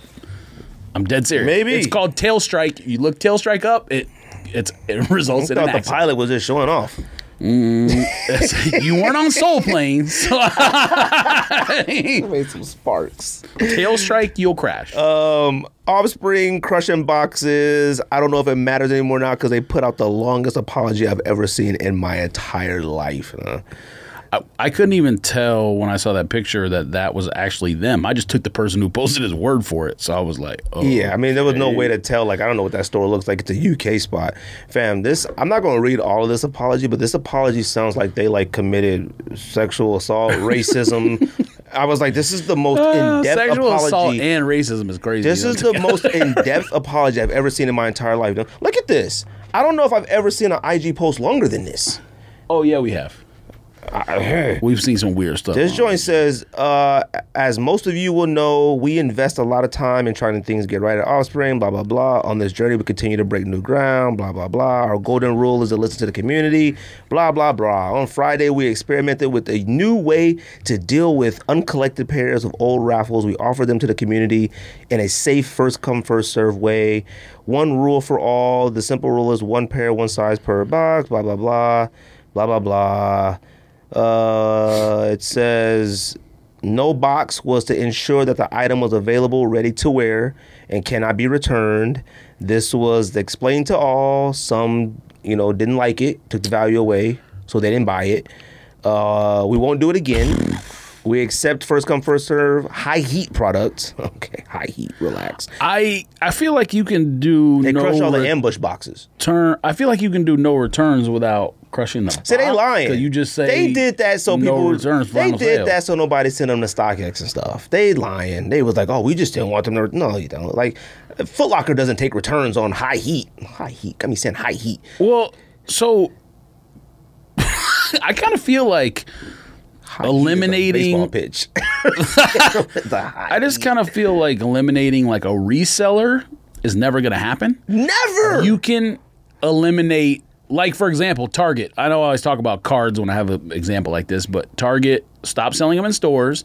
Now they put them online, and they increased the limit from 3 to 10. So basically, Target went backwards in terms of allowing, like, the limit on, like, when you buy, like, a box of cards. You can buy 10? Yes, you can buy 10 now. That's crazy. So Target went, like, backwards to where it's, like, more bot friendly now. Or I talked to Bluff, and he said he thinks they're just testing something. But to me, it seems like they're doing that on purpose. Like, I did a lot of research about it, and people are speculating that because Target does free shipping, it's cheaper if they ship you 10 than if they ship like 1 to him, 1 to him, 1 to him, 1 to him, 1 to him, 3 to him, 2 to him, 1 to him. Too bad they ship. So it's just easy. The worst of all time. So. Oh yeah, their shipping is trash. But if you get 10 and they have 1,000, for example, you only got to ship 100 boxes instead of you limit 1,000 boxes. So they save money on all that shipping. Yeah, but are they getting more free. cards? What do you mean? I mean, like, if you're giving 10 away to one person, like, do you got more product now? Well, too? so Or from does it what just don't matter to from them? what I understand, none of the stores got shipped product after that first week. Like the first week when they made a decision, obviously certain things were already in the logistics process of going to the store. Some stores, I think, had the decision of whether they lock it up in the store or ship it back or sell it just to get rid of it. That's the problem with Target is like every store does something different. It's weird, but the example, is like how they haven't necessarily been able to cut out resellers is because they increased the limit to let more people buy. Like, you know, not let more people buy it, let people buy more than one. But with sneakers, you like solving a bot problem is easy. You just release it in store, but you can do a raffle or you can do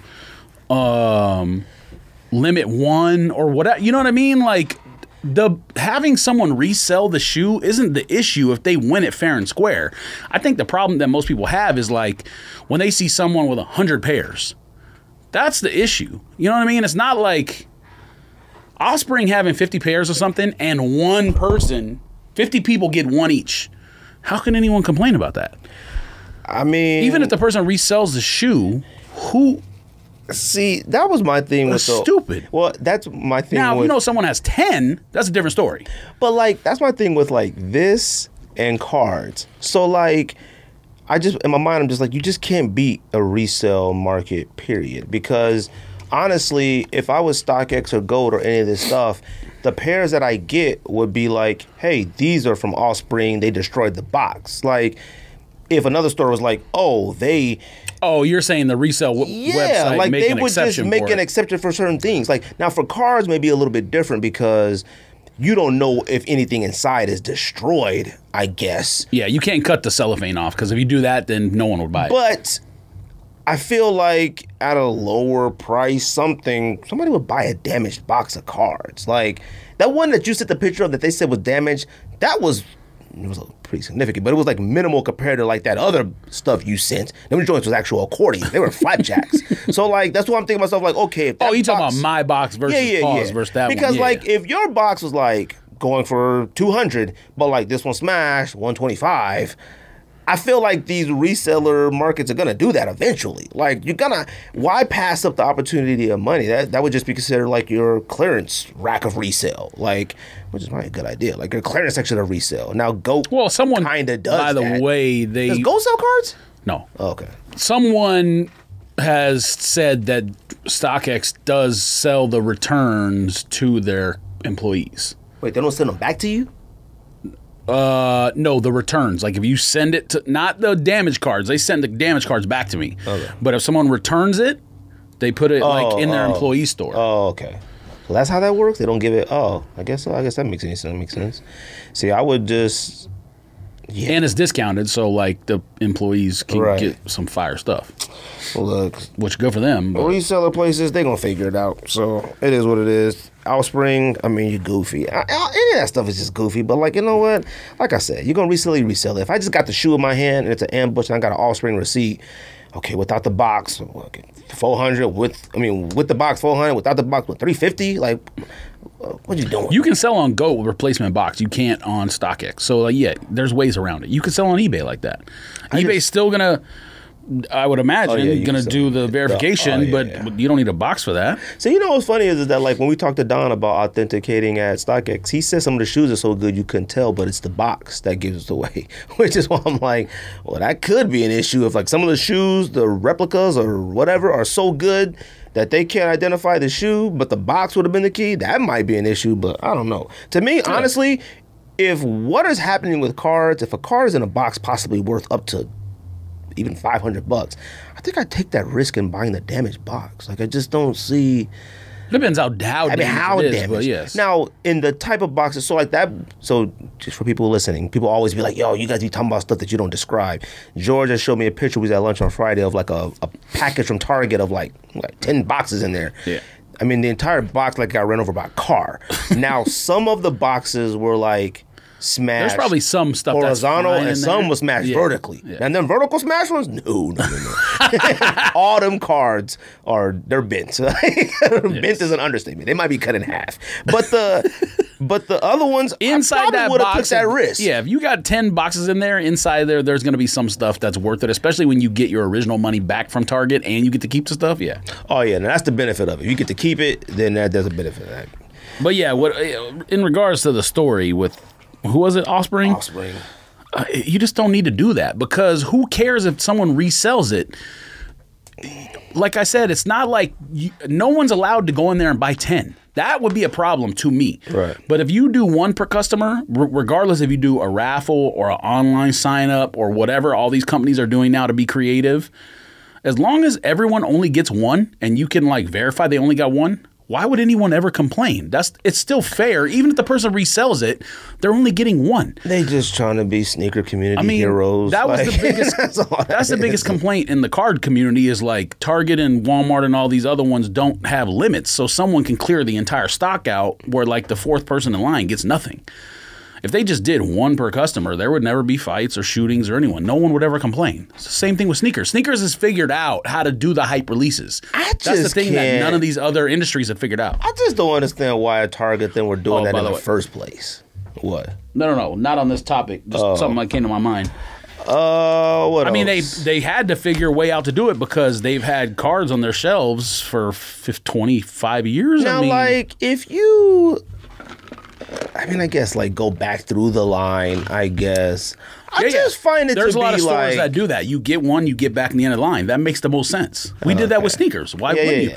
Now, see, here's the thing. Don asked me, like, if I went to a store and there was no limit, would I clear it out or would I just take what I want and leave? If there's no one else behind me and no one's at the store, I'm going to clear it out. Because guess what? The next person who comes is going to do the same thing. But if there's a line of 10 people behind me, I'm not going to clear it out while all them people watch. No.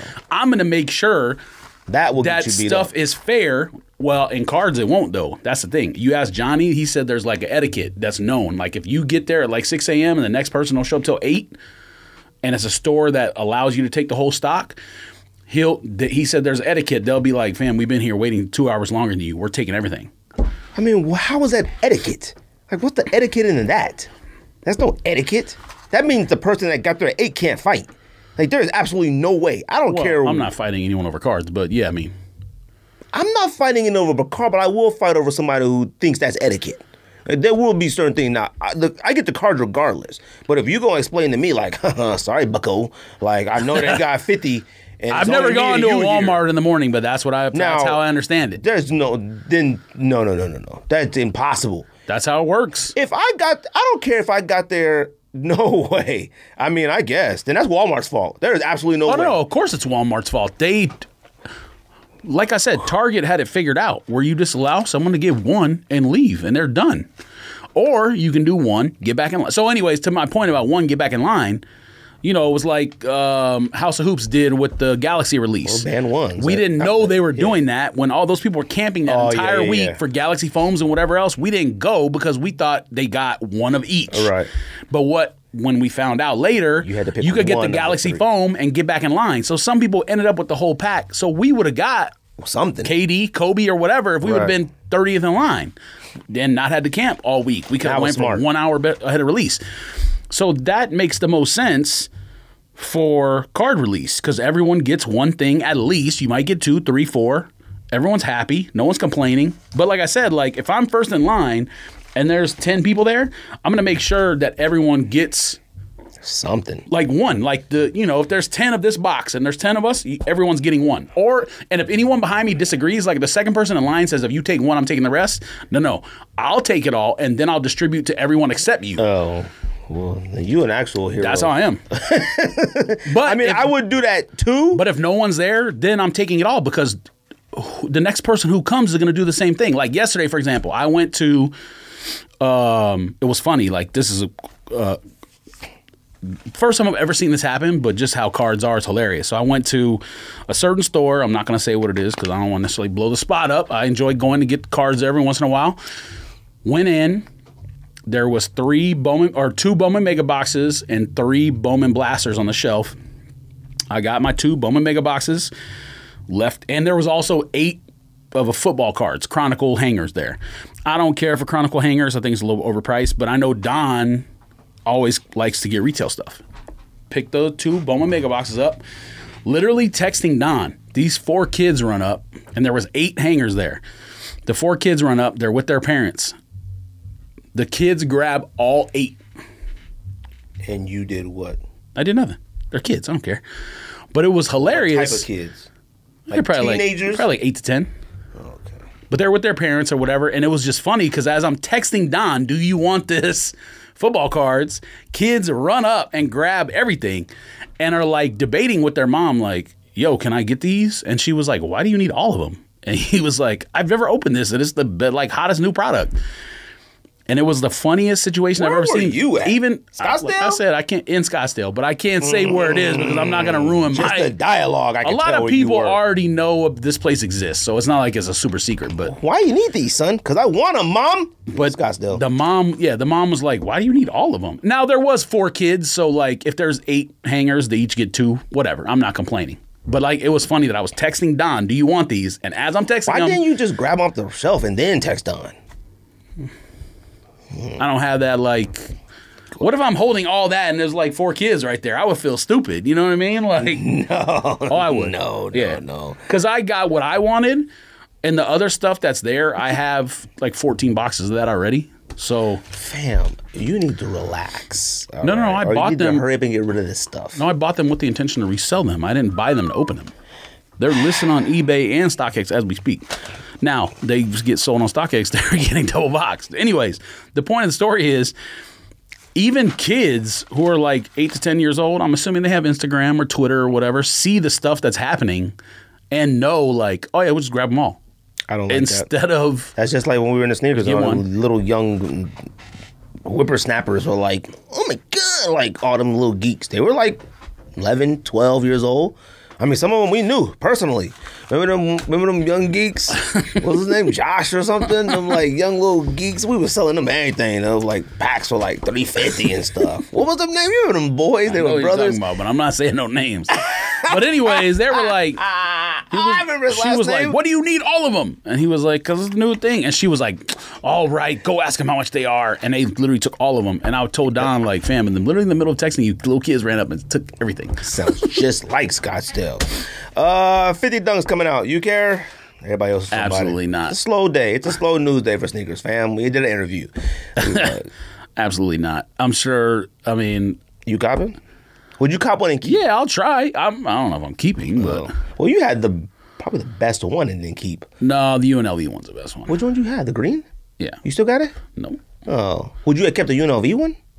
The shape of these maybe. dunks are different than me. The materials of the first off-white pack were nice. But I don't like that extra lace thing that goes around the side. I don't like take it out. off-white stuff. I know, but it's stupid. I mean, this is all right to me. regular I don't- UNLVs came out. If I still had them, I probably would have just been like, all right, here, trade, sell, whatever, and give me the regular UNLV. I don't dislike these. I just look at these like I don't know. People mad like they hate them. Well, who cares? Like the only thing I find funny is I saw this and the first 49 are white and then the 50 is black and I was like, oh, I know Virgil. He gonna come through. He gonna be like, this is like all the white designers and I'm the only black person in the room. I know he gonna say something like that. I know it. No I know it. I know him. Look, them joints is alright. I ain't No tripping off of comment. them. They cool.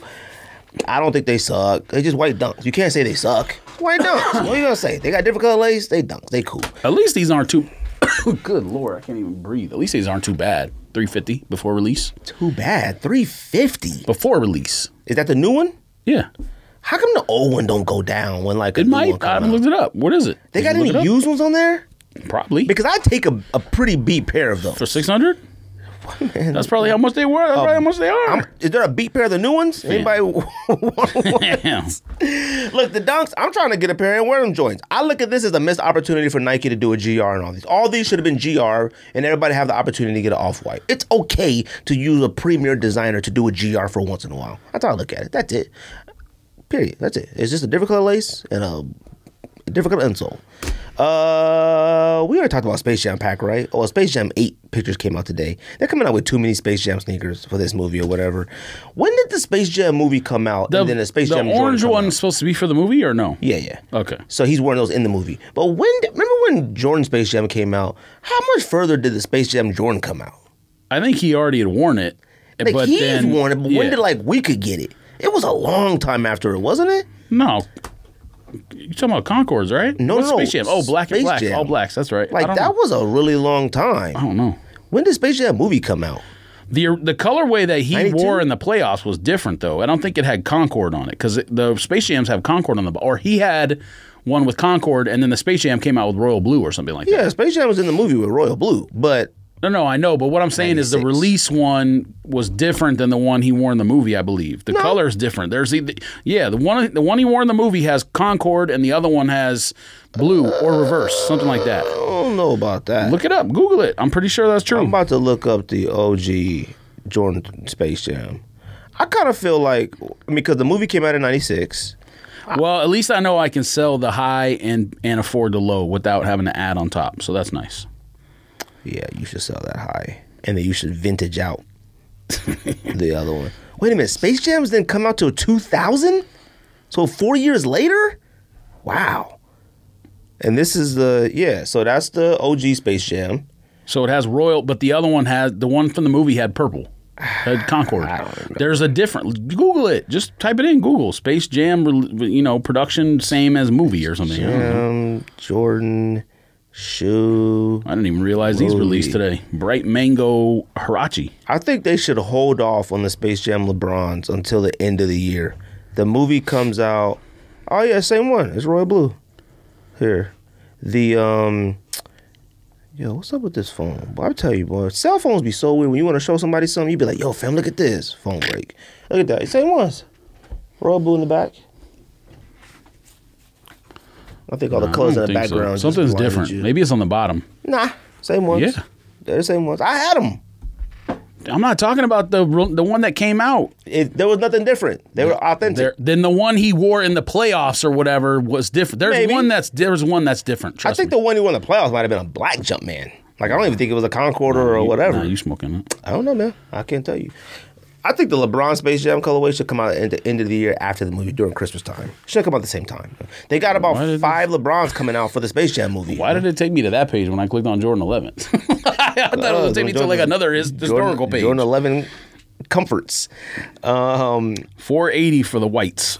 The highs? The highs. To sell? They were over 500 recently, but I guess they came down a little bit. But I mean, still here. So if I sell for 480, let's see. 480. I need them natural gray ones. And I asked the plug, and he said he would try, but he never said nothing else again. So. Oh, you talking about Lowe's? Yeah. Which plug are you talking about? East Coast or West Coast?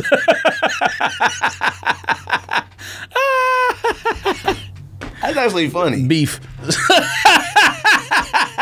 I asked the West Coast. Oh, I asked the West Coast a long no, you got to time say something again. I'll tell you right now, he doesn't care at all helping. Like, you could ask him for every single shoe, and he'll just laugh right along with you. He don't care.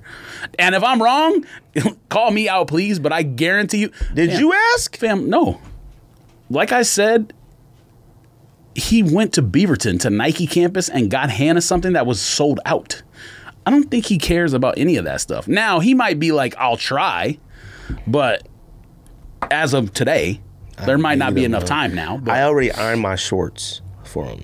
So if I sell it for $480 on StockX, I'll get $427.20, and that'll be enough to buy me the Lows. A resale pair? You pay the resale pair? You pay the resale price for them? Yeah, because what I paid is just the price of the white high, and I'll have money left over. You should sell a dunk thing. No, if I sell dunks, it's going in the back of my personal collection, my card fund that I need to repay. Card fund. Lord have mercy. I mean, there's not a real cards. Nah, but when you lose 2 Xboxes on top of the card stuff, then it becomes, and StockX charges you $15, and the fact that they charge me $15 is what irks me more than anything, because that box, as long as the stuff inside's not damaged, I probably can just open it tonight. I think it came back to the house tonight. I probably can open it and find something in there worth $20. I mean, it's just not. It's not a good enough product for me to like. Like, I will laugh if there's a Trevor Lawrence autograph in that box. I mean, I would laugh too. And that's gonna go half on it. If Trevor Lawrence is in there and it has it cut in half because a man sat on the box, I'll be heated. I would just sell the sticker autograph. Fam, I would sue UPS or whoever. I would lose my mind. Well, I believe that. And he throw 50 touchdowns this year. 50 touchdowns as a rookie would be amazing. He'd already be at the. If he do that, Ricardo might just jump off a bridge. I think that's all I got. NBA playoffs, obviously. You know, okay, so I'm gonna just say this right now. Dak Jordan brand. Regardless of how fire Touchdown Jesus Man is, and now I didn't even realize he's not super Mormon, but I thought he was not Mormon at all. He's Mormon? See, there you go. Exactly. Oh, you talking about Yeah, not Lawrence. Bruce Edwards. What's his name? Jets man. Yeah, Edward Scissorhands. Brian Edwards. What's his name? Edwards. It's not Edwards, What is fam. it? Luke Fickle. I don't know. It ain't Edwards though. Whatever. Carson Daly. Whatever his name is. Zach Wilson. Zach Wilson. Oh, that's close. Oh, kind of. I was in the ballpark. So he could throw 30 touchdowns and have 5 interceptions, and if Lawrence has 35 and like 2, Ricardo will still be mad. That's the kind of fan he is. Guarantee you. I don't think he's gonna be that good. No, he's gonna be good. Zach Wilson? Yes. Now he might have gone to the wrong franchise. That's the problem. But he's gonna be fire. Now Darnold, I think, still gonna be fire. Be completely honest with you. No, just in general. Like at some point in his career, because they're not. Didn't Carolina draft another quarterback too? No. I don't think they're tied. Or no, because they gave up a second-round pick for him, right? Okay, yeah. So maybe they are tied to him.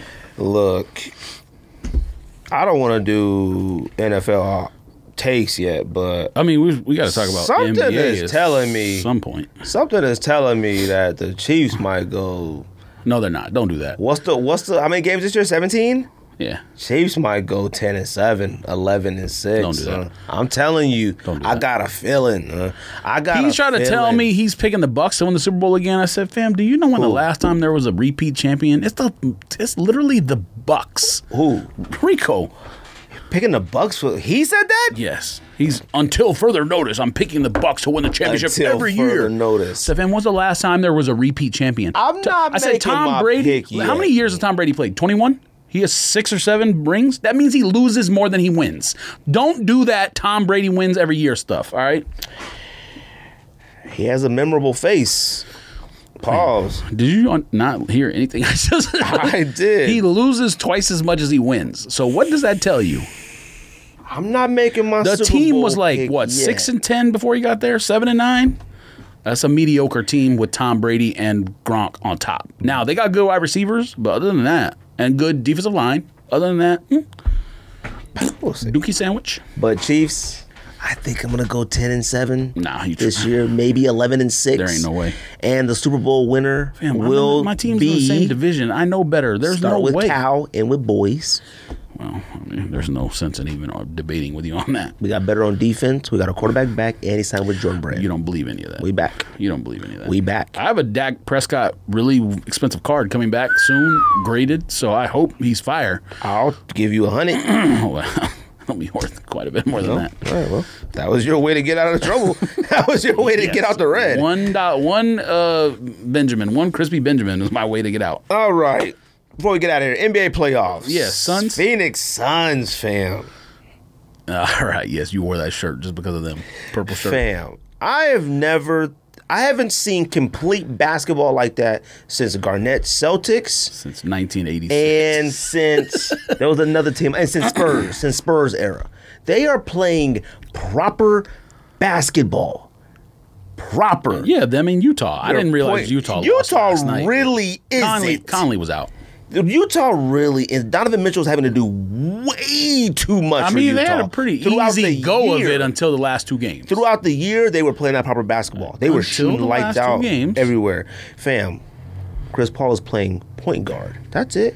Point guard. You know what Chris Paul is doing? I made a shot from there. Let me shoot from there again. Let me shoot from there again. And you make it. 9 shots in a row from mid-range? First of all, mid-range shot is still forever, to me, be the hardest shot in basketball. Long 2. Okay. Not mid-range, long 2. Well, yeah. I mean, not like in the middle of the key, but like, you know what I'm talking about, top of the whatever. Yeah, people don't shoot 22-footers anymore because they shouldn't shoot 22-footers. U of A product is playing center. That's it. He's playing center. He ain't doing nothing weird. He ain't trying nothing new. He ain't listening to nobody. He ain't watching to see what Giannis do different at 7 feet tall. He ain't watching to see what KD do. He's saying, you know what? I'm tall. I put the ball in the hoop. Shooting like 85% from the field. Freaking balling. Devin Booker is a shooting guard. He's just on the wing, ready to shoot the ball. Balling. Still got a little bit of turnover issues at times. Balling. Now Crowder, power forward, small forward, what he's doing, but he makes the shot timely. He's the one who's balling. Every single player on the Suns is balling. There isn't one player that's been whack. Fam, I do not like Cameron Payne whatsoever. Cameron Payne's been whack. Not in this.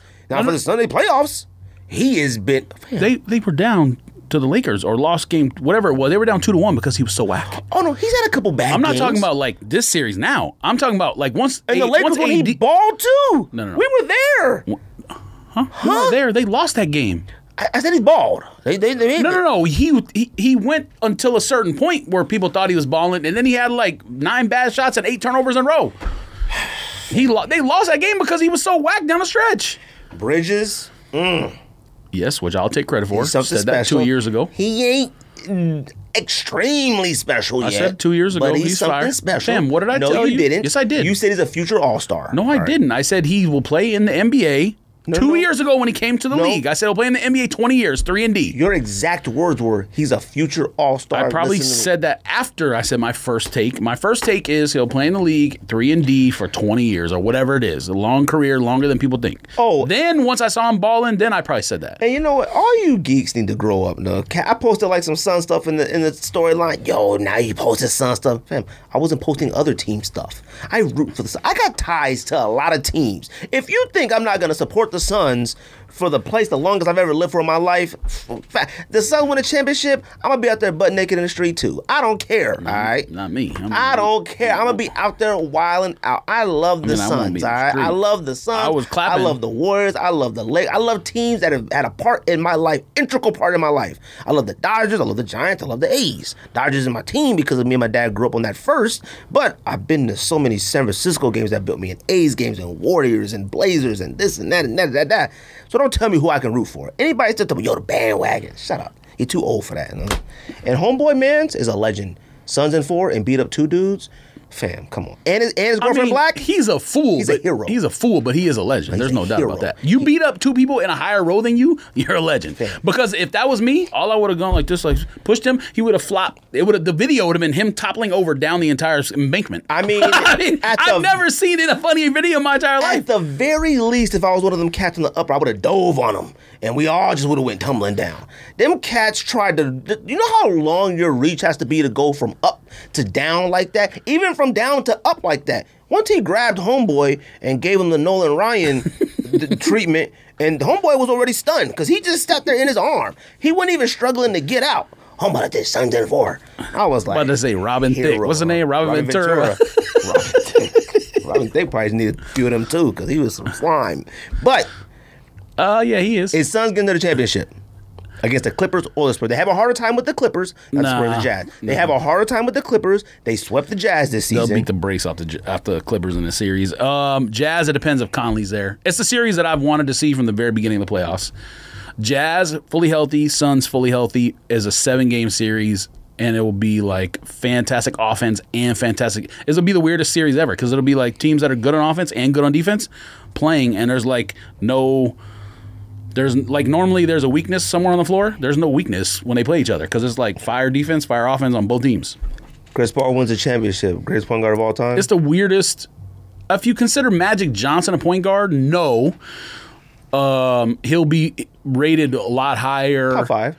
He's already rated a lot higher statistically than people give him credit for. Like I've talked about on the show before, he's actually a top 10 player of all time statistically from efficiency statistic standpoint.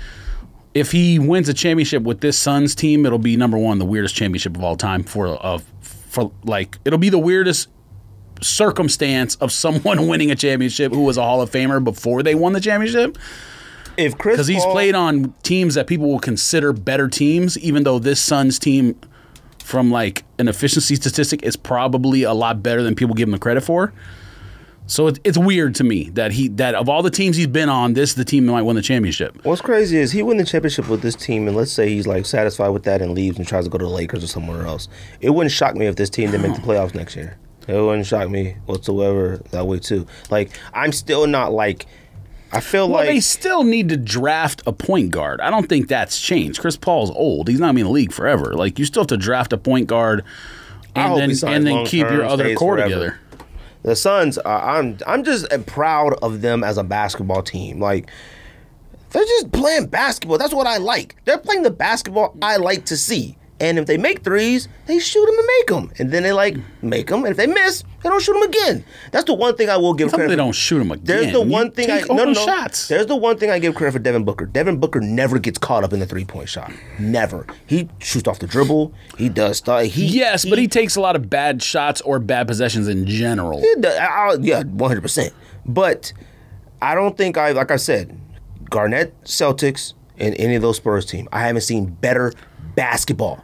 And theirs is a little bit more exciting than the Spurs. No, some of those Warriors teams were. No. They talking about better basketball. They won championships without KD, so they had to play good basketball. I mean, they're playing defense and offense. I will say the one year when did Curry win MVP with KD or without him? No, without him. 15, 16. It was one of the greatest NBA seasons in NBA history. Yeah, that one year, that was some good basketball. And that's because they were younger, moved the ball around. They had Bogut, they had Green, they got Clay, all of them. The basketball is superb. It is phenomenal. I can't say it's Monty Williams yet because I don't know. I mean, Monty Williams, coach comes in, everybody looks glorious when you got a CP3 and you balling like if he's gone, I don't know. But I like Monty Williams as a person from just what I know. He's been in the league forever. We watch Monty Williams play basketball. He's coached on like various teams in the league and, including New Orleans and stuff like that. So I don't know, man. I don't know who's coming out the East because if Kyrie's hurt and if Harden don't get his act together, I would love to say KD can carry that entire Nets team by himself, but I don't know. KD. Who won? Did you look it up? Should be over by now. Somebody texted and said, yo, KD is going HEAM. Oh, the Nets did win. Oh, they won? Yay. Oh, yeah, then the Bucks are done. If you can't beat them, what? Triple-double, 49, 17, and 10. No. By KD? Yes. Somebody said KD Rookie couldn't cards. do it. Oh, my God. 49, 17, and 10. I mean, homeboy on Twitter, I said, Giannis was balling too, but fam, hold on. Let me go back to this tweet. I'm not even gonna read what he responded because I didn't respond to him. This is what I said. This is what I said. This cat said, holding probably the best scorer, KD, to 9 points in the fourth quarter isn't amazing.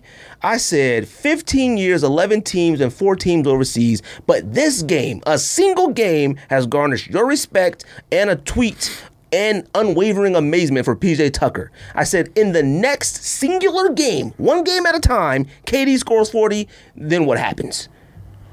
KD scores 49, 17, and 10 in a playoff game. Stop it. And I was watching First Take, and they were saying that, we don't know if KD could carry a team. KD is coming off a torn Achilles. Stop it. Stop it, PJ Tucker. What PJ Tucker have? I didn't even look. Don't worry about it. I got it. I got PJ Tucker stats on notification. I get a ding. Ding. All right, you relax. That's how I get playoff PJ Tucker stats up so quick. Ding. PJ Tucker. Looking at baseball stuff. PJ Tucker, 33 minutes, 0 points, 0 assists, 4 rebounds, 5 fouls. 5 fouls. What did Giannis have? Giannis balled out too. I told you he did. 34. And he fouled out though. Yeah, that's what you get. That's what you get, Twitter person. Talk about some PJ Tucker. I got nothing else, George. You got anything else? The only other thing I was going to say is, I don't know if I was talking with you about when. I know I said it on a couple threads, and everyone loves Booker pulling up in these like the classic, like 70s and 80s cars, because they think it's like he's tougher or something when he pulls up in these cars. And I was like, fam, he's a child. He's 24. He knows nothing about this stuff. And all the texts I get back are like, what if his dad was a mechanic? Like, fam, did you see his social media? He literally retweeted or shared on his story Warren Lotus T-shirts with the Suns. Okay, now I understand he's a Suns player, but he is a child and a fool retweeting Warren Lotus T-shirts. That shows how much of a fool he is, and he knows. I understand that, but he knows absolutely nothing about any of these cars. And anyone who is like arguing for him, that like, I dead serious. People texting me that back, like, what if his dad was a mechanic and he learned?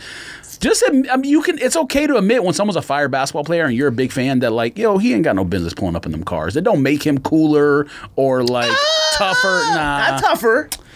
But there's something about especially when you out there retweeting. If you ain't retweeting like nerd shirts who's scamming the entire sneaker industry, That's my point. Is he's still a child? He's 24. He don't know nothing. Right, but there's something about just go out there and win games. There's something about being young, rich, and pulling up in a cutty. No, there's not. Right. Oh yeah, it is. Yeah, it is. It's like, you know what? Now we're older, but like if I was 28 and I pulled up in what's the car, Lincoln Continental from like Entourage, and the door opens up like that, stop it. No, it's something special about it. No, if you 35 and you do that, cool. Nah. If I'm that old and do it, I'm just experienced. But if I'm young.